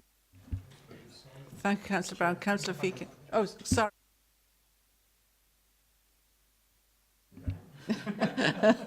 Andrew? Thank you, Chair. Just a couple of points to come back on there. The reason it's there is it's to stop it being in the water, and it obviously, but the bridge has been, designed structurally, it would be sound. So that. Well, it's not in the middle, so it's not in the water. For ecology reasons. Yeah. And but say it has been designed to be structurally sound. Just to sort of take a step back on Councillor Howard's point, yeah, I mean, absolutely, that condition could be amended to include some additional landscaping for amenity grounds. So just to confirm that we could do that, yes. Thank you, Councillor Feakin. Thank you, Chair. And only to say, without it being frivolous, is that who is going to be replacing those shingles in 5 years' time when they've been ripped off, or I'm not so sure that it's the best design to have shingles on the side of a bridge, of a walking bridge. Thank you, Councillor Feakin, because that's you. exactly what I thought. It looks very solid to me, and I would have rather to see something more open so you could see through it, if you know what I mean, instead of being, I know they said yesterday that the shingle will weather, but it just looks so solid for a wooden type bridge that could be more open, and you could have seen the vista through it, which would be far more acceptable over a river, I think, than what it is. But I'm not a designer either, but if it was over my river, I would rather see through it. And you could still accommodate what it is there for, because it isn't for an Arctic to go over, it is for mainly pedestrians. Because we've heard lots about the Arctics and not so much about the actual bridge. So that's my spanner in the works, really, the design of it. Councillor Dovey, please. Thank you, Madam Chairman. There is no way that anybody should question the rightness of this bridge being put there. Anybody stood on that bridge, the old bridge yesterday, with the traffic going across it. It is far too big a risk. With regard to the lighting of the bridge, there might be a reason for lighting, but it could be done very discreetly instead of putting lights up on the sides of the bridge, if you like. It could be lit. It could be lit at ground level, which would be a very much better solution. The final thing really is the materials that have been mentioned by a number of people. Some people suggested taking them off. They'd be taken off. The other thing is, I think, a lot of young people like to leave their signatures one way or another nowadays by painting and that sort of thing. You didn't know the idea how ingenious our youth can be. So that does worry me a little bit. A final thought I had in mind is, in actual fact, how high is it above the river surface, and what is that?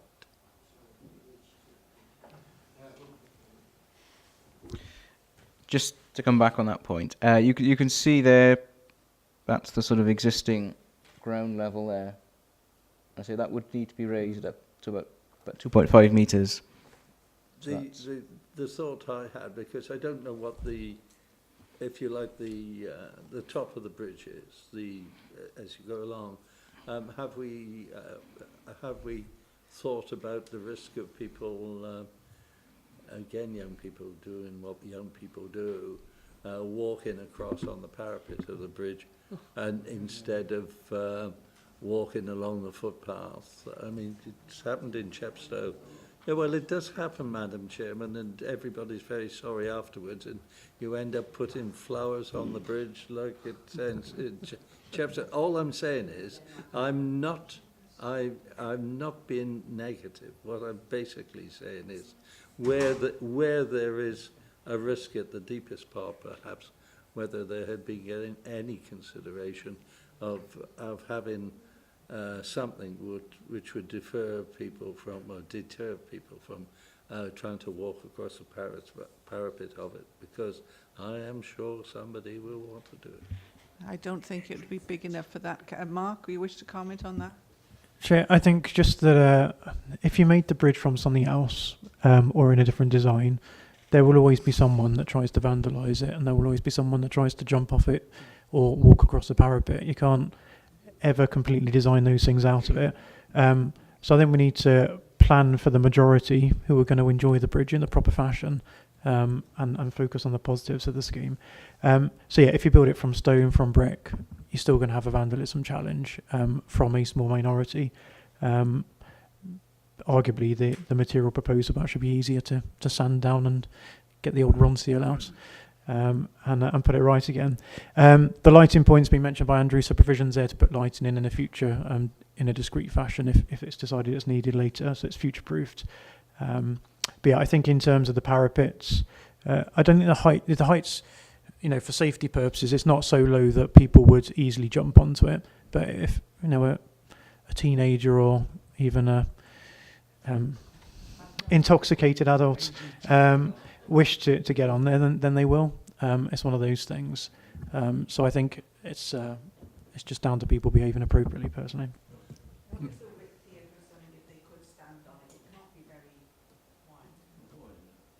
Yeah, it would be wide enough to stand on, in the same way as the current stone bridge is plenty wide enough to stand on. It's at a very slight angle, but enough to stop you doing it.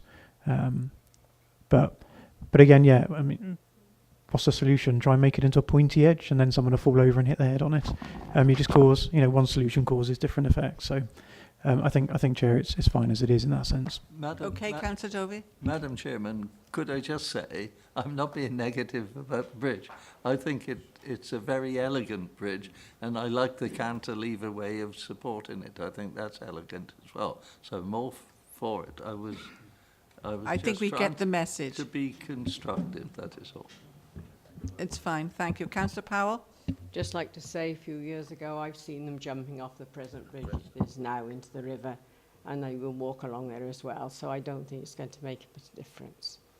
Right, thank you. Do it, Anybody they'll do else it. wish to comment now? No, I don't think so.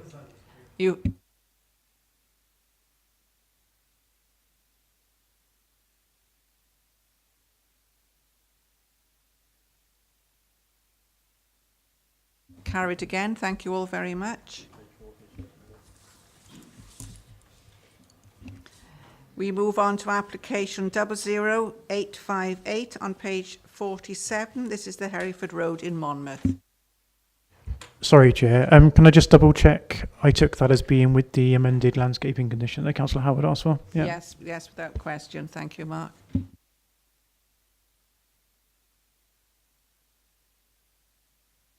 Thank you, Andrew. Okay, thank you, Madam Chair.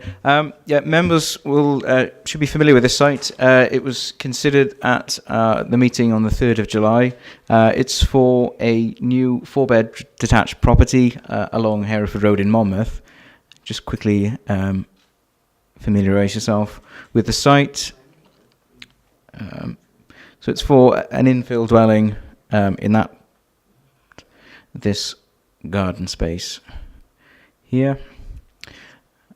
So that's the plot. There it sits in sort of plan context.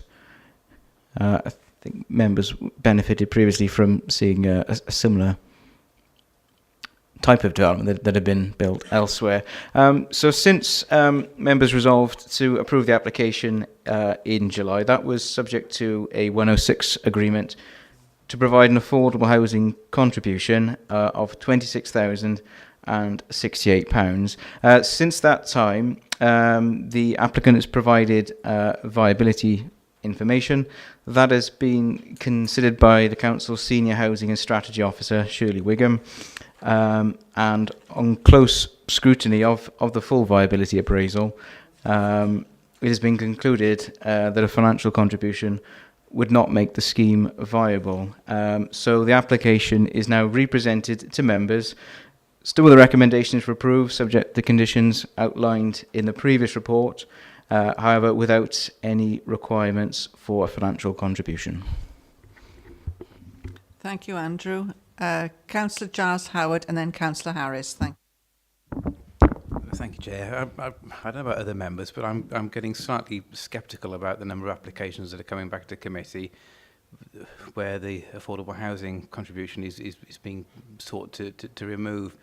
And you just can't help thinking that there's somewhere there's www.getyourselfoutofpayinganycontributions.com where there's some expert will come along and promise no win, no fee.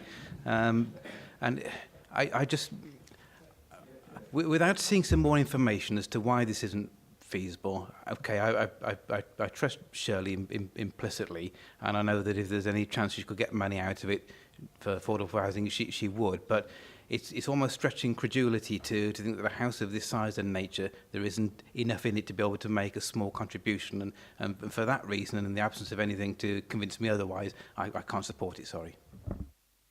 And my thought on this, I presume that it's the applicant is one that lives in the residence there anyway, and this is in the garden. So I take it that the applicant is not buying the land, which would be considerable. And so this is why I can't quite get my head around why we can't get some contribution from it. But because those houses do merit quite a large receipt when they are sold. Councillor Harris. Thank you, Madam Chair. Giles got there before me because I'm sick and tired also of this situation happening, and I know Shirley would be moving heaven and earth to make sure some money was coming in to the system for this sort of application. Something is wrong with the system. It's obviously against us being able to collect money from developers to provide for those right down the bottom of the pile that stand absolutely no chance. We need to be looking at this very seriously, because this is the second one here on this agenda today, plus other ones we've had in the past. We need to address this in a big way. As far as I'm concerned, I haven't got a lot of option but to go along with this, because it's happened in the past, but we need to do something serious about this very quickly. Thank you for that comment, Councillor Harris. I'll take Councillor... Mark, do you wish to comment before I take other members? I can come in afterwards if it's on the same topic. I don't mind either way. Right, thank you. Councillor Becker, then Councillor Brown, then Councillor Feakin. Thank you. Thank you, Chair. Yeah, Shirley's hands will be tied as much as ours are in this decision, really. I mean, yes, it's vexing, but those are the rules. That's what we've been told, that there is no contribution needed, so that's what we have to do. We're sort of tied that we have to prove it, but I agree there's something wrong in the system. It's the viability that's the problem, and it's the viability we need to look at as a matter of urgency. So. Thank you, Councillor Becker. Councillor Brown? Yes, thank you, Chairman. I mean, presumably this application came before us, and the person who made the application presumably must have agreed this sum at some stage, and then obviously submitted a later viability assessment. So obviously they were happy with it at some particular stage, and I think that you know, when this sort of thing happens, I think we should basically defer it so that members, so the viability statements can be published and that, so that members can have a good look at them and, basically have some form of assessment ourselves. I don't know whether we can ask requests for another valuation, an independent valuation of viability, or the district valuer to have a look at it. But this is not satisfactory, and some councils have policies whereby if they don't meet the affordable criteria, such as Bristol, they have to publish what their viability statement is, and they have to know that. Lambeth also has a policy about publishing viability statements whereby developers try to get out of paying them. And I think that we should be looking at supplementary planning policy, and I think we should defer this one so that we can see if we can actually, actually have a look at the figures, because I don't see why we shouldn't see them or anybody else, and why it shouldn't be publicly available. Thank you. Councillor Brown. Mark wants to come back now first, please. Yeah, thanks, Chair. I got a lot of sympathy for a lot of the points made, and I understand the concerns. The point you made, Chair, in particular around the value of the garden, this very conversation came up on a different site in the office that was approved a while ago. But there was a legitimate reason why it still has a land value, even though effectively it's a portion of your garden that you already own. So we have got the seminar we're trying to arrange for before December's meeting, when we can talk through this in more detail. But it is very much a consistent theme that these single plots are generally not stacking up as viable. The people who are willing, it seems, to sign up straight away are those who will benefit from the self-build exemption. So long as it's self-build, they live in it for 3 years, they don't pay anyway. So we haven't got any wholly reliable evidence on how that policy is working, but we are having anecdotal evidence that it's deterring people from building, which is concerning, and a repeat theme about how it's coming in. So I think the first step is we need to look at the actual viability studies, which we can do in that December seminar, and then potentially look at what we're asking for in terms of that policy. Because again, we need to be mindful the LDP's relatively heavily reliant on these small sites coming forwards, and that was part of the decision we made previously, because more of these small sites equals less big sites, which were so controversial at the time. So we need to strike that balance correctly, and understand that. There's been a request via council quite recently that we look at whether or not we publish viability reports. So I've committed to looking into that, which I'm doing. In the interim, though, there is no reason I don't see why we couldn't share it with Planning Committee on a confidential basis, so you can see it in advance. The only other thing I'd mention is on these small sites, we're normally talking about relatively small amounts of money. Louise and I, so Councillor Brown and I spoke on the bus about Lambeth's policy yesterday, in terms of getting the developer to pay to go to an independent third party. That's what we do on the big sites. They have to pay for it to go to the DVS. You could use a different third party, but the DVS is widely seen as independent. That wouldn't work on these little schemes, because the amount it costs to go to the DVS is probably not much different to the actual contribution we're asking for some of these. So again, we need to work out what the balance is there.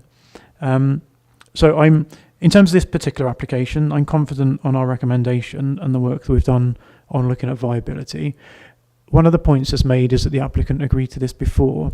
I'm not sure if that's actually the case. What we should be doing is making sure it's agreed to before it comes to committee, but I'm not sure if that did happen in this case. So I don't think it's correct to say the applicants changed their mind. I think it proceeded with a bit of an assumption, and has now come back as a problem. Is that correct? Yeah. So what we need to do in the future is make sure what comes before you has been agreed. So at least you're only looking at these once and having this debate once. But a lot of those queries I think we'll wrap up in that December seminar, and try and talk through these problems with you. We're having the same issue with barn conversions and conversions above shops in town centres, which again are things that we generally like to support. Thanks, Chair. Thank you, Mark. Yes, I know. Councillor Feakin, thank you for being patient. I did call you before, but Mark had obviously needed to get that explanation in. Thank you, Mark. I think you've covered off a few of those points, actually, Mark. And just looking at what we've got before us right now, we've made a rod for our own back to some degree, because we've already approved in principle, or the principle of planning in that site, in that specific location. But that was done at a time when we considered and thought that we was going to get 26 grand for affordable housing. We know we want affordable housing. And that could have been covered off, obviously, with a unilateral undertaking from the person who brought it forward, because it says here that based on the previously approved outline permission, it is required to secure a sum of 26 grand, and the applicant has confirmed in writing that this request is acceptable. Is that not the case, Andrew? Because that's what's written in the report. I'll ask that question in a second, if I may. So we could cover this off with these applications coming forward with the unilateral undertaking, as opposed to waiting for a Section 106, which then proves a viability issue. So there is a position in time that we could cover this off more adequately than we are at present. But also, I just wanted to ask the question back to Mark. Is the devaluation of the house included in the viability? Because if we're saying, okay, well, the house is worth 40 grand less because you're building in the garden, therefore that gets knocked off the value. If we're losing the value in the house, then there's something skewed going there. So there's two questions there to ask. Firstly, in the report it says the applicant has confirmed in writing that this request is acceptable. I'd like to ask that question, and then secondly, I'd ask the question to Mark: is the devaluation of the principal property in these garden plots being devalued, and is that forming part of the viability? Do you want me to do the second bit first, Chair? And then, Andrew, you happy covering the first question? Yeah, what I said before may have been incorrect, I'm afraid, in terms of the report. Andrew will clarify that now. In terms of the... Yes, is a short answer. So, number, is it 100?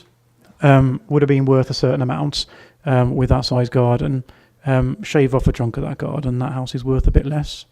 Obviously, they've now got a built-in plot that's worth a chunk more than the value they lost on the garden, factor in the build costs and the marketing agency fees and the like. So that is the sums that's being done, but the loss in the value of the principal house is part of the calculation.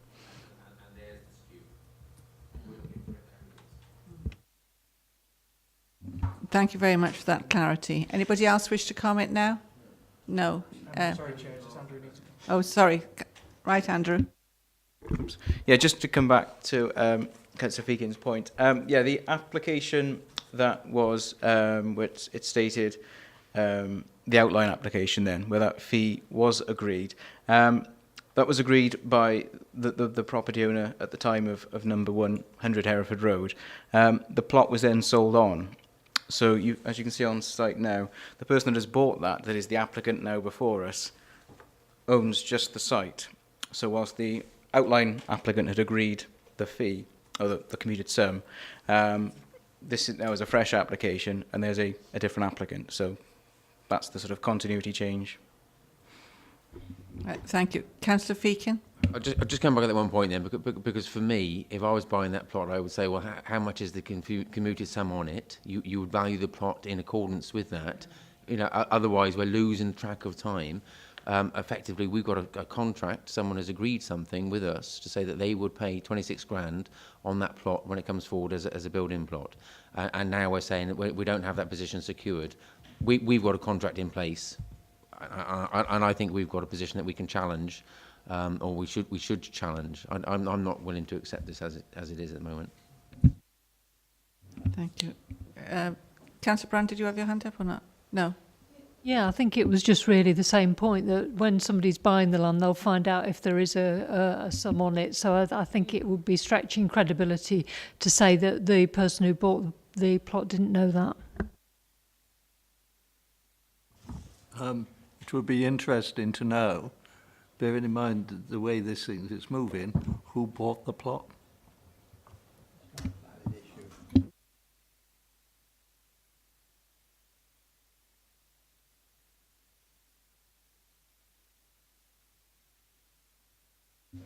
Hold on, everybody. Do you wish to comment, John, please? Just very briefly to say that my colleague told me that a 106 agreement had gone out on this matter, but it hasn't been agreed, and there's no formal contract until the 106 agreement is completed.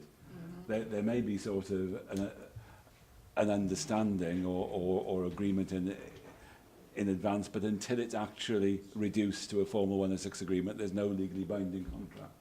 So does that mean that the application, unless that's agreed, will stand foul? Well, Or not? The existing application won't be issued wouldn't have been issued until the 106 agreement was in place. It was granted subject to that 106 agreement, and there would be no planning permission until the 106 agreement had been completed. Just very quickly on that point, then, John, if I may, if we've got a written letter from the applicant who made that application at that point in time to say, and it's in writing, he signed it, is that not a contract in its own terms? And we've accepted and we've given planning permission on the basis of having that signed letter to say that they'd be willing to pay the 26 grand?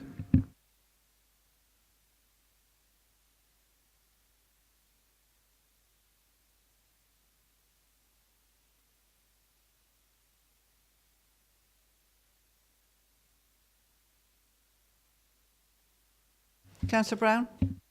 Yes, surely if the planning permission is subject to this Section 106 agreement, then if the agreement on the Section 106, which he'd already signed before, falls, then the planning consent itself should fall, shouldn't it?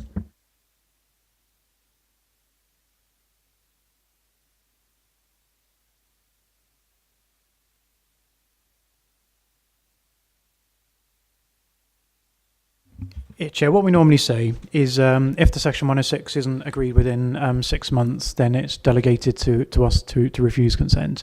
So that exists. This one's slightly more complex. So committees previously considered an outline application on this site, resolved to approve it with a Section 106 with a commuted sum, which the owner, it seems, had written in to agree. That Section 106 has never been signed, so that permission hasn't been issued. What we got before us now isn't exactly a rehash of that application minus the 106. It's a brand new full application.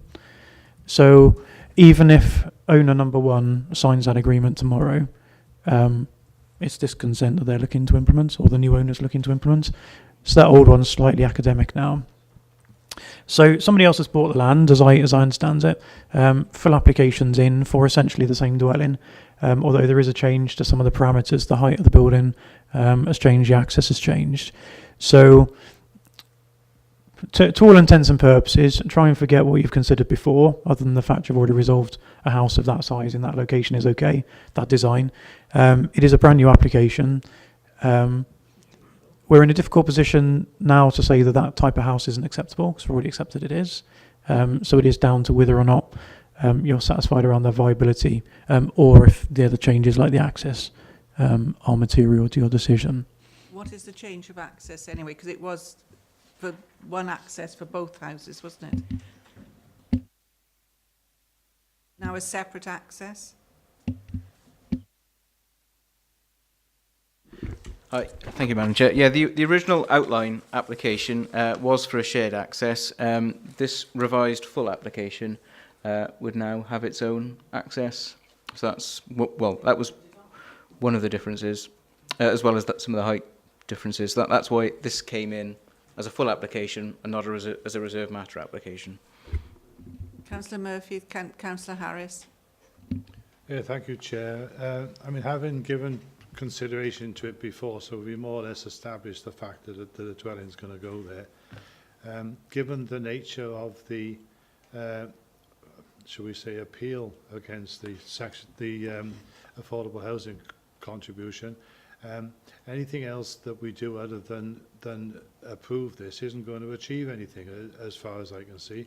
What needs to be changed, and Mark's alluded to it, is that if we're not happy with these situations occurring, we need to change the criteria, and that's why we're looking at the supplementary planning guidance. If we said for any reason, well, no, we're not going to give you planning permission because we don't like the assessment that Shirley has spent so much time looking at, I can't see that any additional information is going to provide us with a different answer, because the information is the information is the information. So I'm not sure, although I'm sure that we can get a longer term benefit by changing the criteria. I'm not sure we're going to achieve anything on this one. Thank you, Councillor Murphy. Councillor Brown? I would have thought that the property itself now is actually, with its own independent drive as opposed to a shared drive, is probably more valuable than the previous one. So I'm not sure if that's been taken into account in relation to the viability assessment. And I would have thought that if the outline was subject to the section 106, then surely you know, they can't rely on the outline, can they? Doesn't that? No. Forget about the outline consent for now. Just focus on this as a brand new application. Right. Councillor Davis? Thank you, Madam Chair. I understand all the concerns about viability because I had a conversation with our officer yesterday about it. But in terms of this planning application, I don't see any basis that we can turn it down because our own, I don't know the lady concerned, but from what you've been saying, she's pretty good at assessing these sort of things. And I can't see any basis. This is a new application as far as we're concerned. What has gone before has raised questions about the whole viability system, which we no doubt will take on in the future. But in terms of this application, I don't think we have any basis to refuse it. So I would propose that we accept the application. Thank you. Thank you, Councillor Davis. Councillor Harris again. Did you put your hand up? I was going to argue against it, but I seriously think we're in a cleft stick here, and we need urgently, and we're going to have a proper discussion on this so that we know exactly where we stand, and applicants in the future will know exactly where we stand, and we should stop being in a situation where we have to back down because morally this is getting more and more disgusting. Thank you, Madam Chair. Thank you, Councillor Harris. Right now, we've had so much discussion, I've forgotten now who moved for approval of this. Right, Councillor Murphy moves approval, and you're seconded, Councillor Davis. Could I have a show of hands for approval, please?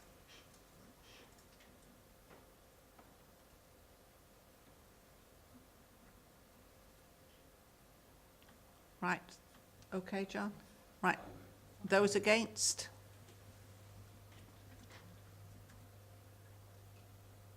It's a can of worms.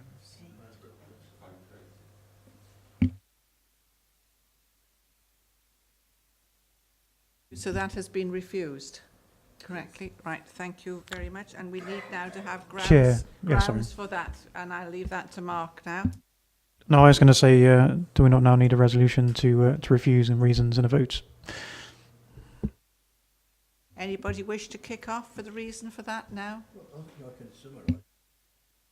I've listened carefully to this. If I understand it correctly, the second person has bought the planning permission from the person who applied for it. And the person who, is that right or not? The plot.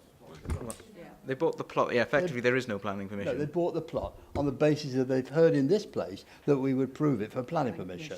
Correct. That committed sum should be reflected in the purchase of the plot value for the purchaser who's now bought it. And therefore, the money has remained with the original applicant, and he hasn't got that money reduced off the plot value for the person who's now bought it. And we've been left in the middle. And that's why I voted against, if I'm right.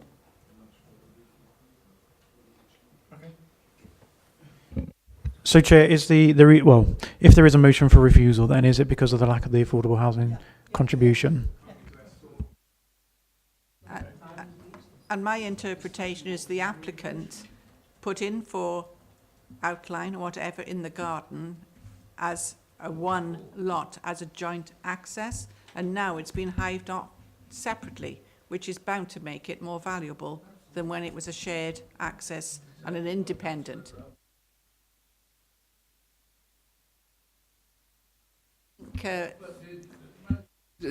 Obviously no reflection whatsoever on Shirley, who's been put in that. No, I think that's important to say and repeat. It's a ridiculous situation, and well, we know what we're hoping we're going to do about it. Yeah, and I think now that it's been highlighted so strongly here in committee today that, you know, with the officers now, and like Mark has suggested we have a seminar now in December, and we'll thrash it out, and hopefully to the benefit of a lot of our residents that will need contributions from the 106. Anyway, that application is finished now, so we've taken a vote, and I'll now move on to the next application. And that is on page 53. Again, we're still in Monmouth on St Thomas's Square, 00950. Thank you, Madam Chair.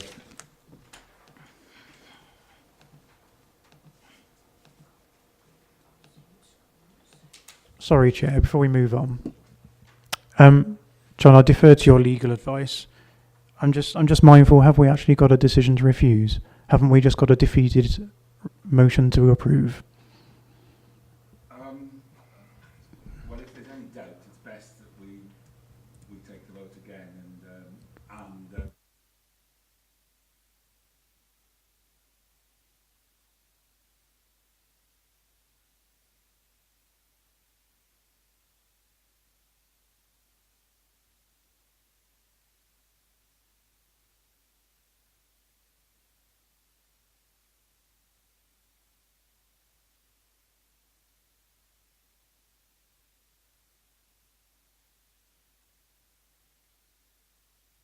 Yeah, Chair. In the usual sequence of events, it'll come back to the next meeting anyway, with the drafted reasons. That's fine.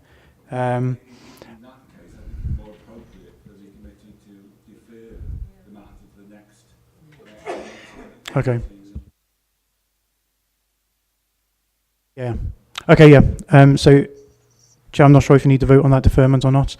In that interim, we can get those figures before committee as well if you want. Yeah, I think that would be a good idea to defer it and have reasons then, and as Mark said, to close it. So could I have a show of hands then for deferring that last application, please?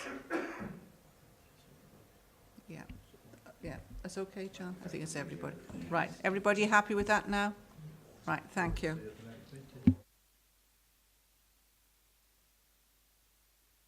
Now to St Thomas's Square now in Monmouth. Who's that? Yours, is it, Andrew?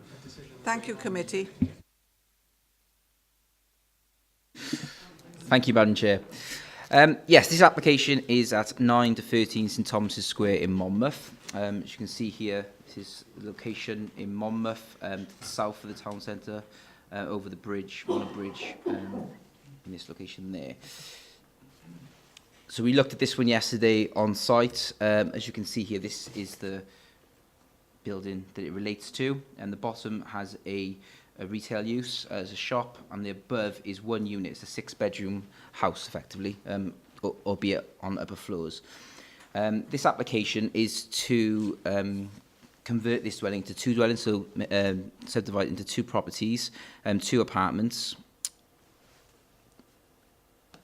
and also create a small extension above this first floor element to create a stairwell, stairwell basically, to get up to this second floor. So this would be where the extension is, and I'll show you on the plans now. This is a view from the flats on the other side of the road on Drybridge Street, looking over, so the extension will be up there. These are the plans, existing plans. And these are the proposed plans, which show the internal alterations to make the 2 properties. And this is where the extension is. So that second floor extension, just a flat roof there to create the stairwell, which is for this bit here. There are also some a minor alteration of the internal, the door there on the first floor in the shop front to create direct access to the properties. So in terms of the application, there's been no response from Monmouth Town Council. A Heritage Officer has no objections to the proposed alterations. There's no objections from NRW. In terms of the affordability of the site, and to link into the previous discussions as well. This application has been reviewed, and the viability has been reviewed in terms of any financial contributions, and given the overheads in terms of the conversion, Shirley has looked at it, and there's no contribution from this site.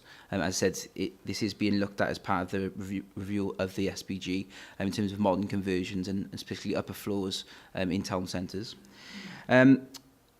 Highways have objected to this application based on car parking provision, and that is the only reason why this application is before Planning Committee today, is based on the site not having any on-site parking provision at all.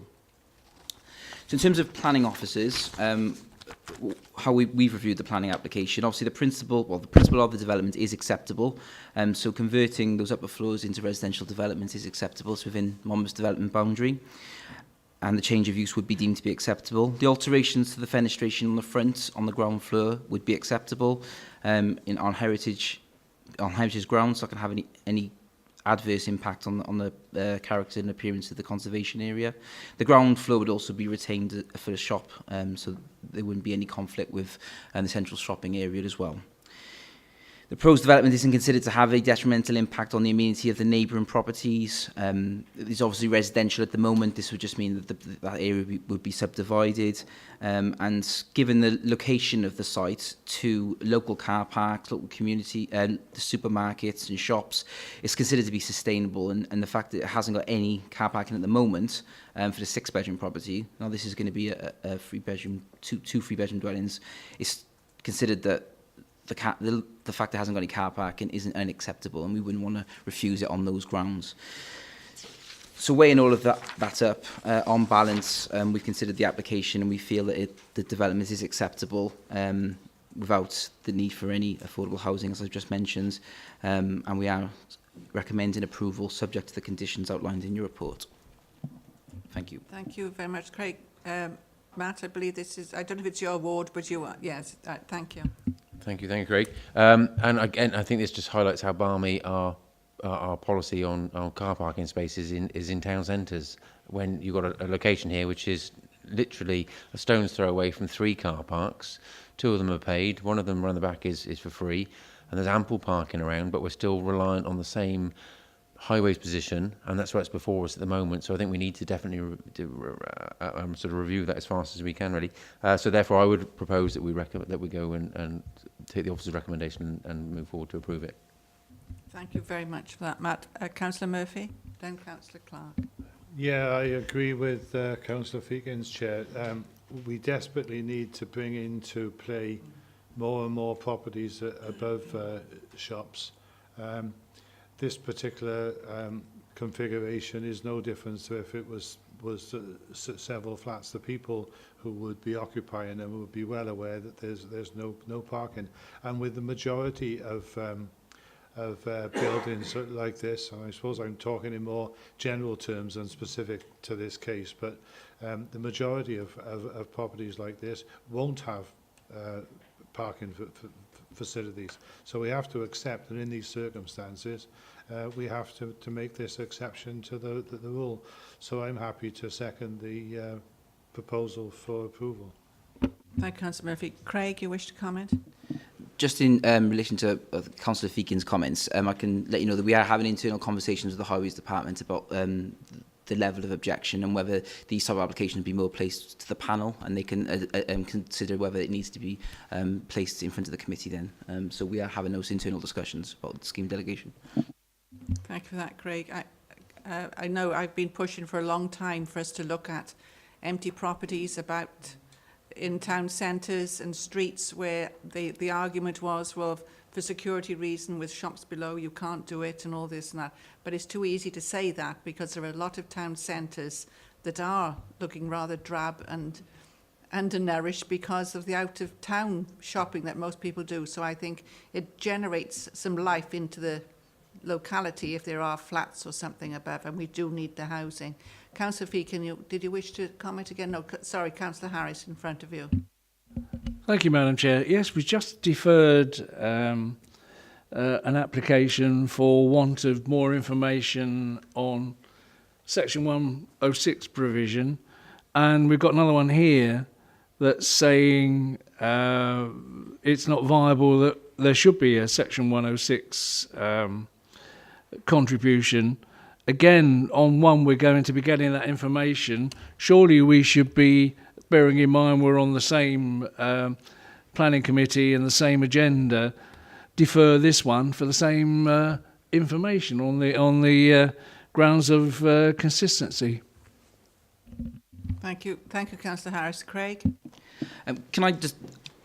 I can see what you're saying, Councillor Harris. What I would say is there is a specific difference with this one in terms of it is a conversion of upper floors, so there are additional overheads which wouldn't have been associated with the development.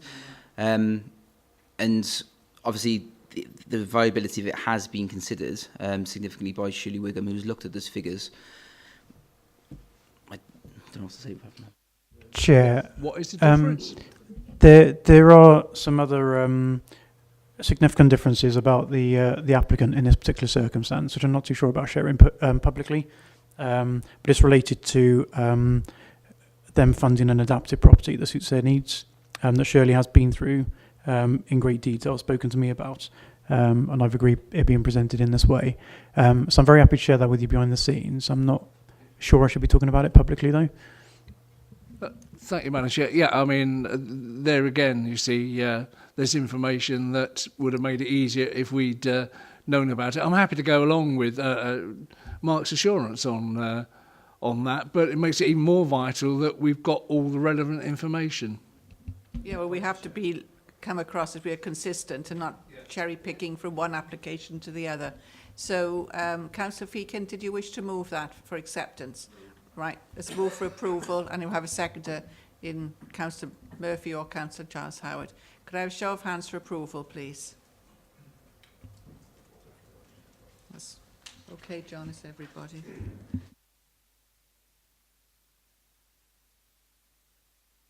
Right, we now continue to page 59, and this is in Roggett. 01028, and this is for a erection of a detached two-bedroom bungalow. Thank you, Madam Chair. Yes, so this application is for the erection of a detached two-bedroom bungalow at 62 Caldecott Road in Roggett. And this location plan shows where the site is, and members who were on site yesterday will remember visiting it. This is an aerial photograph of the site. And this here is the size of this plot. So this is the boundary of the semi-detached property, and then this is the garden associated with the shade, or the access drive there with the visibility display. This is the photographs of the site. As you can see, there's a number of semi-detached properties all along this road, and then there's some the dilapidated garage there, and a neighbouring property's garage there. Again, further views from the site from the road. And then this is the application site in question, so all in the red line.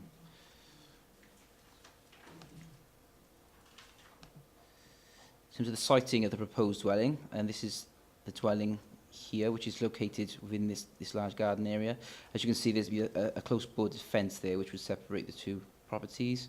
The dormer bungalow, well, but the bungalow would be set back from this building line, and then access would be from here and parking in front of the proposed dwelling.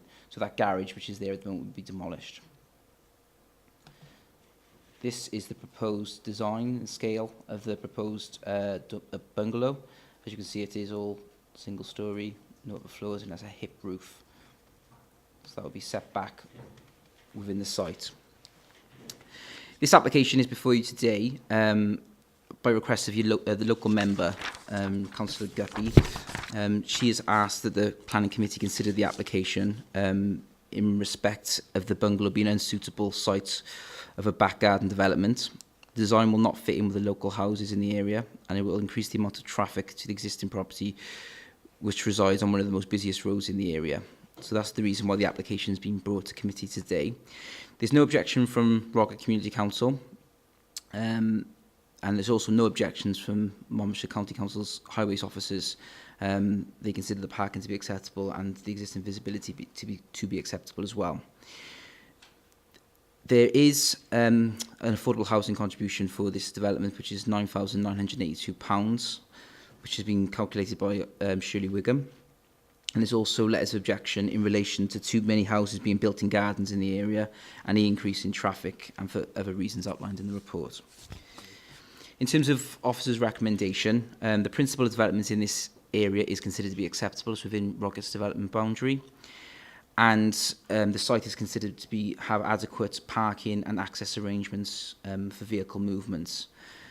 The design of the building and the type of development which is being proposed is different. There is a set character along there of semi-detached properties, but given that this one would be set back within the plot, would be a hipped roof and would be single storey in form and scale, it is considered to be acceptable, and it would harmonise with the existing street scene. It wouldn't have an adverse impact. It would fit in there. So on balance, we do consider that the proposed development would be acceptable and wouldn't have an adverse impact on the street scene in visual terms. We also don't feel that there is a highways conflict here, and there will be no adverse impact on highway safety. Similarly, given that the siting of the dwelling and the proximity of the neighbouring properties, we don't feel that it would have an adverse impact on the privacy of the neighbouring properties or be overbearing, given it is a bungalow, and also that it wouldn't have any impact on overshadowing or overbearing impact on any of the neighbouring properties. So for those reasons, officers are recommended the application is approved. That is subject to a Section 106 legal agreement for affordable housing, and also subject to the conditions which are outlined in the report. Thank you. As Craig says, this was brought to Planning Committee by Councillor Guppy, I believe, but she's not a member of the committee. So the most local member, I should think, is Councillor... Close to my ward, Madam Chair. Sorry? It's close to my ward. Yes, that's what I'd say. Councillor Evans, I'll take your comments first, please. Then Councillor Councillor Higgins, and then Councillor Dovey. Thank you, Madam Chair. First of all, I wish members who show concern about planning applications turn up on site when they know there's a site visit. Right? That's first of all. Because I think our time was wasted yesterday going there. I did learn one thing. I didn't realise how much ground was at the back of that garage. But they've agreed on 106 money, so we're not going to have the argument on that, on this application. I don't think there's any problems with access in and out. There's plenty there. So I would like to propose this application is accepted. Thank you very much. Those comments justly said, Councillor Evans. Councillor Higginson. Yeah, thank you, Madam Chairman. I totally agree with the comments that Councillor Evans has made. There's going to be no difference to the traffic using that road. One, maybe two cars. Come on, that's not excessive, not by any stretch of imagination. And there is room for the access into the proposed site. And as a consequence of that, I support totally what Councillor Evans said, and I'm prepared to second it. Thank you. I think we were all amazed, actually, when we got how big that garden was at the rear of those properties. Councillor Dovey. Thank you, Madam Chairman. The reason I had my hand up first is that Ted Hand is known to me. I would say that basically he is a friend. He's also known to the council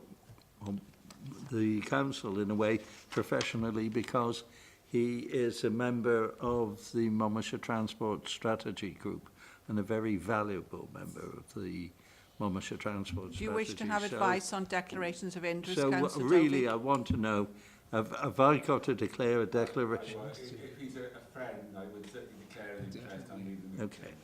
All right. Thank you.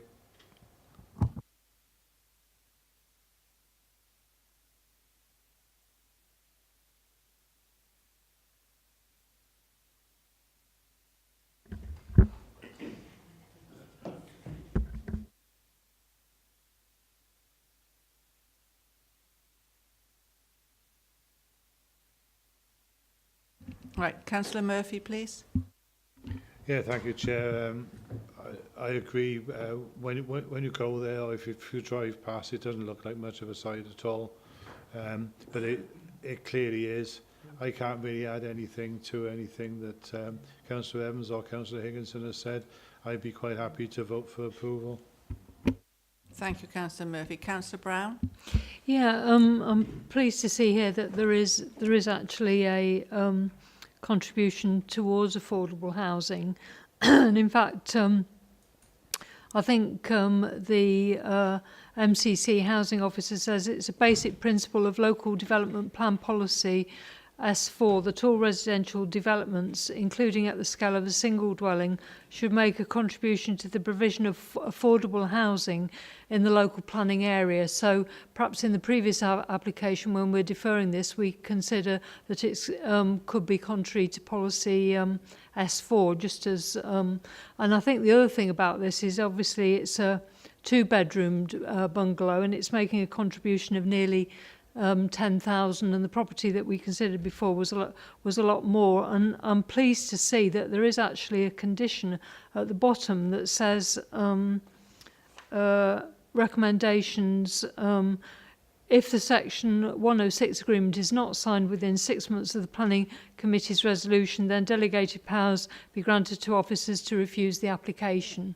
So I think these are the sort of terms and conditions we want to see in reports, and we also want to have unilateral undertakings basically prior to it coming to committee with regard to the Section 106 agreement, so that we are, crossing the I's and dotting the T's on this one, and that there's no doubt at all. And looking at on the site visit, it did look like there was sufficient room for this bungalow of 2 bedrooms. So I will be happy to join others in approving this application. Thank you. Thank you, Councillor Brown. Craig?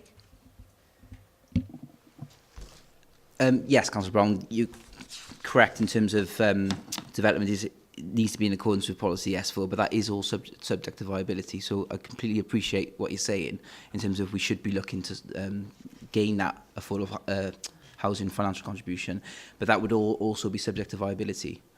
So in the other applications, when that viability reports have been looked at, we are, if it is coming out that the development is not viable with the affordable housing, then that is in accordance with our policy. Because there is a caveat there that the viability has to be there. So that is part of the overall consideration of that policy. And also with regards to your comments on the that Section 106 element, that is something which we've been doing for quite a long time actually, and that if the applications, planning consents are in a bit of a time lag in terms of legal, getting the legal agreement signed, then we have got that power to then refuse the application. So that is something that we have been doing for quite some time. Right. Thank you, Craig. Councillor Clark? Could somebody explain to me in very simple terms what is the difference between this application and its committed sum and the Monmouth Road? If when we give it permission this afternoon, the person who's made the application then sells on the plot, are we in the same position as we would be on the Monmouth Road, and it will come back in again with where they say they can't afford to give us a committed sum? So why are we treating this one differently? Chair, if the Section 106 isn't signed, then that permission doesn't exist. So there's an awful lot of ifs around your question, or my answer to your question. If the Section 106 has been signed and someone comes in and tries to get a new agreement, we can refuse to entertain that request for, I forget now whether it's a 12-month period or a 5-year period. I think it might even be the latter. And we can just say, no, you signed the 106. Politely go away. They could just put in a new application and would have to consider that when up in an appeal scenario, possibly. So, yeah, the viability of different sites are different as well. Although arguably you'd suggest it'd be the flip side, that a big house in Monmouth would be more viable than a small house in Caldecott. But yeah. It's a bit like what they say, working the system. Oh, Councillor Feakin. Thank you, Chair. And Mark, just a question for you, really. If we were to defer this today and ask the applicant to give us a unilateral undertaking, would that not then go with the land? It's only signed by the applicant, but I think it does because it's tied to the planning permission. But I'm not sure what would we achieve by that on this particular application. We've said about unallocated sites having the unilateral undertaking because of pressures on speed. I know members have also spoken in other venues about reducing the time period for all planning permissions of Resi to get them brought forward. The downside of the unilateral undertaking argument is potentially our legal sections doing an awful lot of work for schemes that could actually come to committee and be refused, or be refused under delegated powers. So there is some workload around the behind-the-scenes stuff to consider as well. Although, having said that, we are just in the process of trying to agree a template Section 106 agreement to try and simplify things a bit more. On this particular example, Chair, my advice would be proceed as normal. We'll get the Section 106 agreed rather than wait on a unilateral. I've noted down Councillor Brown's suggestion that she thinks all of them in the future should come with the UU. We'll give that some thought and see what's best. Thank you. Councillor Feakin, did you wish to... Right. Yeah, Councillor David Dovey, I believe, moved for approval. Evans, sorry. Approval. And Councillor Higginson seconded. Could I have a show of hands for approval, please? Everybody again. Thank you all very much for that. We look forward to this, everybody attending the seminar now in December, that is going to be very interesting, so I hope you all attend. We go to the last application of the afternoon, and is this yours, Andrew? This is at Chemist Commander, and we didn't go there yesterday, but you will all have been familiar. Oh, Councillor Dovey's coming back in, is he? I should better wait then till we go on with the report. Right, thank you, Councillor Dovey. We'll continue with Chemist Commander, the last application of the day, 01279. Thank you. Yeah, thank you, Madam Chair. Yeah, as you say, members will be familiar with this site. 3 applications were considered back at July's meeting for agricultural buildings. This is for a 4th. The reason to set out that this is before you, as was the case previously, is that the agent is related to a member of the development management team. There are no other objections from residents or community council. So this is the site that members last visited back July. It's the very end of a long line of modern agricultural buildings. That's so that's a sort of the existing group of buildings. So members, say in July, approved 3 buildings in this area. This is now for a 4th. So the building before us now would be used to house cattle. It would measure approximately 13.7 metres in width, 22 metres in length, and stand 7.8 metres in height. So that is the building there on screen. So the building would be finished. It's a steel frame building, clad in grey galvanised steel. So as I said, there's no objections from any third parties. In terms of our considerations, it's within an existing group of buildings, which what our landscape policies seek. It's of appropriate modern agricultural building specification, and is considered in a landscape impact term. So for those reasons, as was previously the case, it is recommended for approval. Thank you, Andrew. Councillor Feakin? I move to approve, Chair. Thank you. And second. And seconded by Councillor Higginson. Does anybody wish to comment before I take the vote? No. Thank you. Could I have a show of hands for approval, please? Thank you. That concludes our applications, but we do have an appeal decision. I don't know which one of the officers wishes to comment on that. Craig? Right, thank you.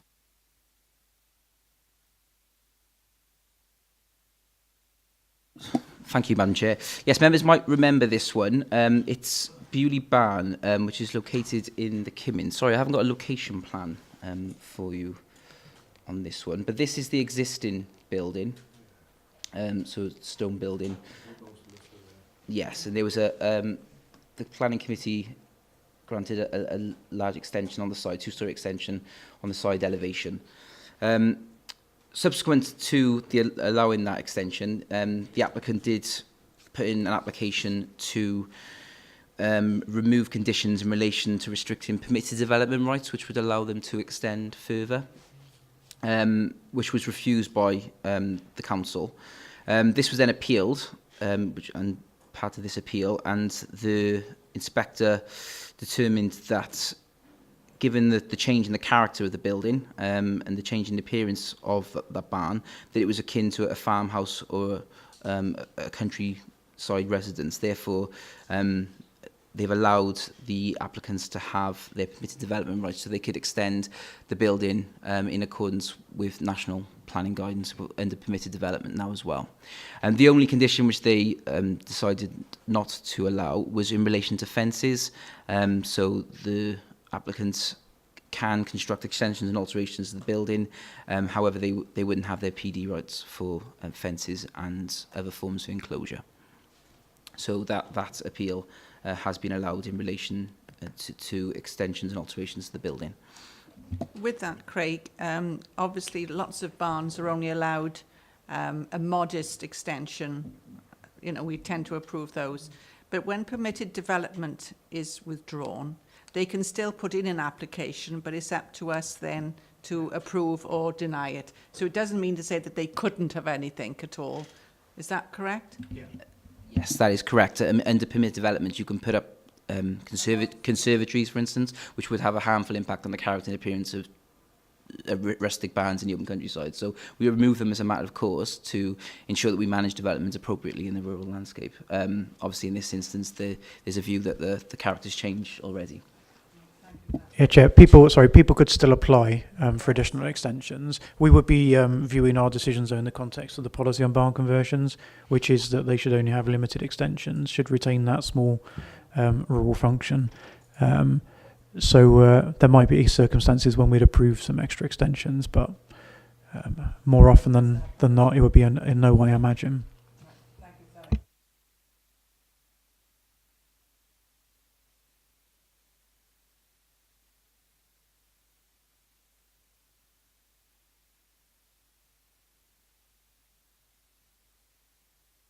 Been quite a meeting, so thank you all very much for your attendance. And by the way, we are hoping now very quickly to have a planning tour.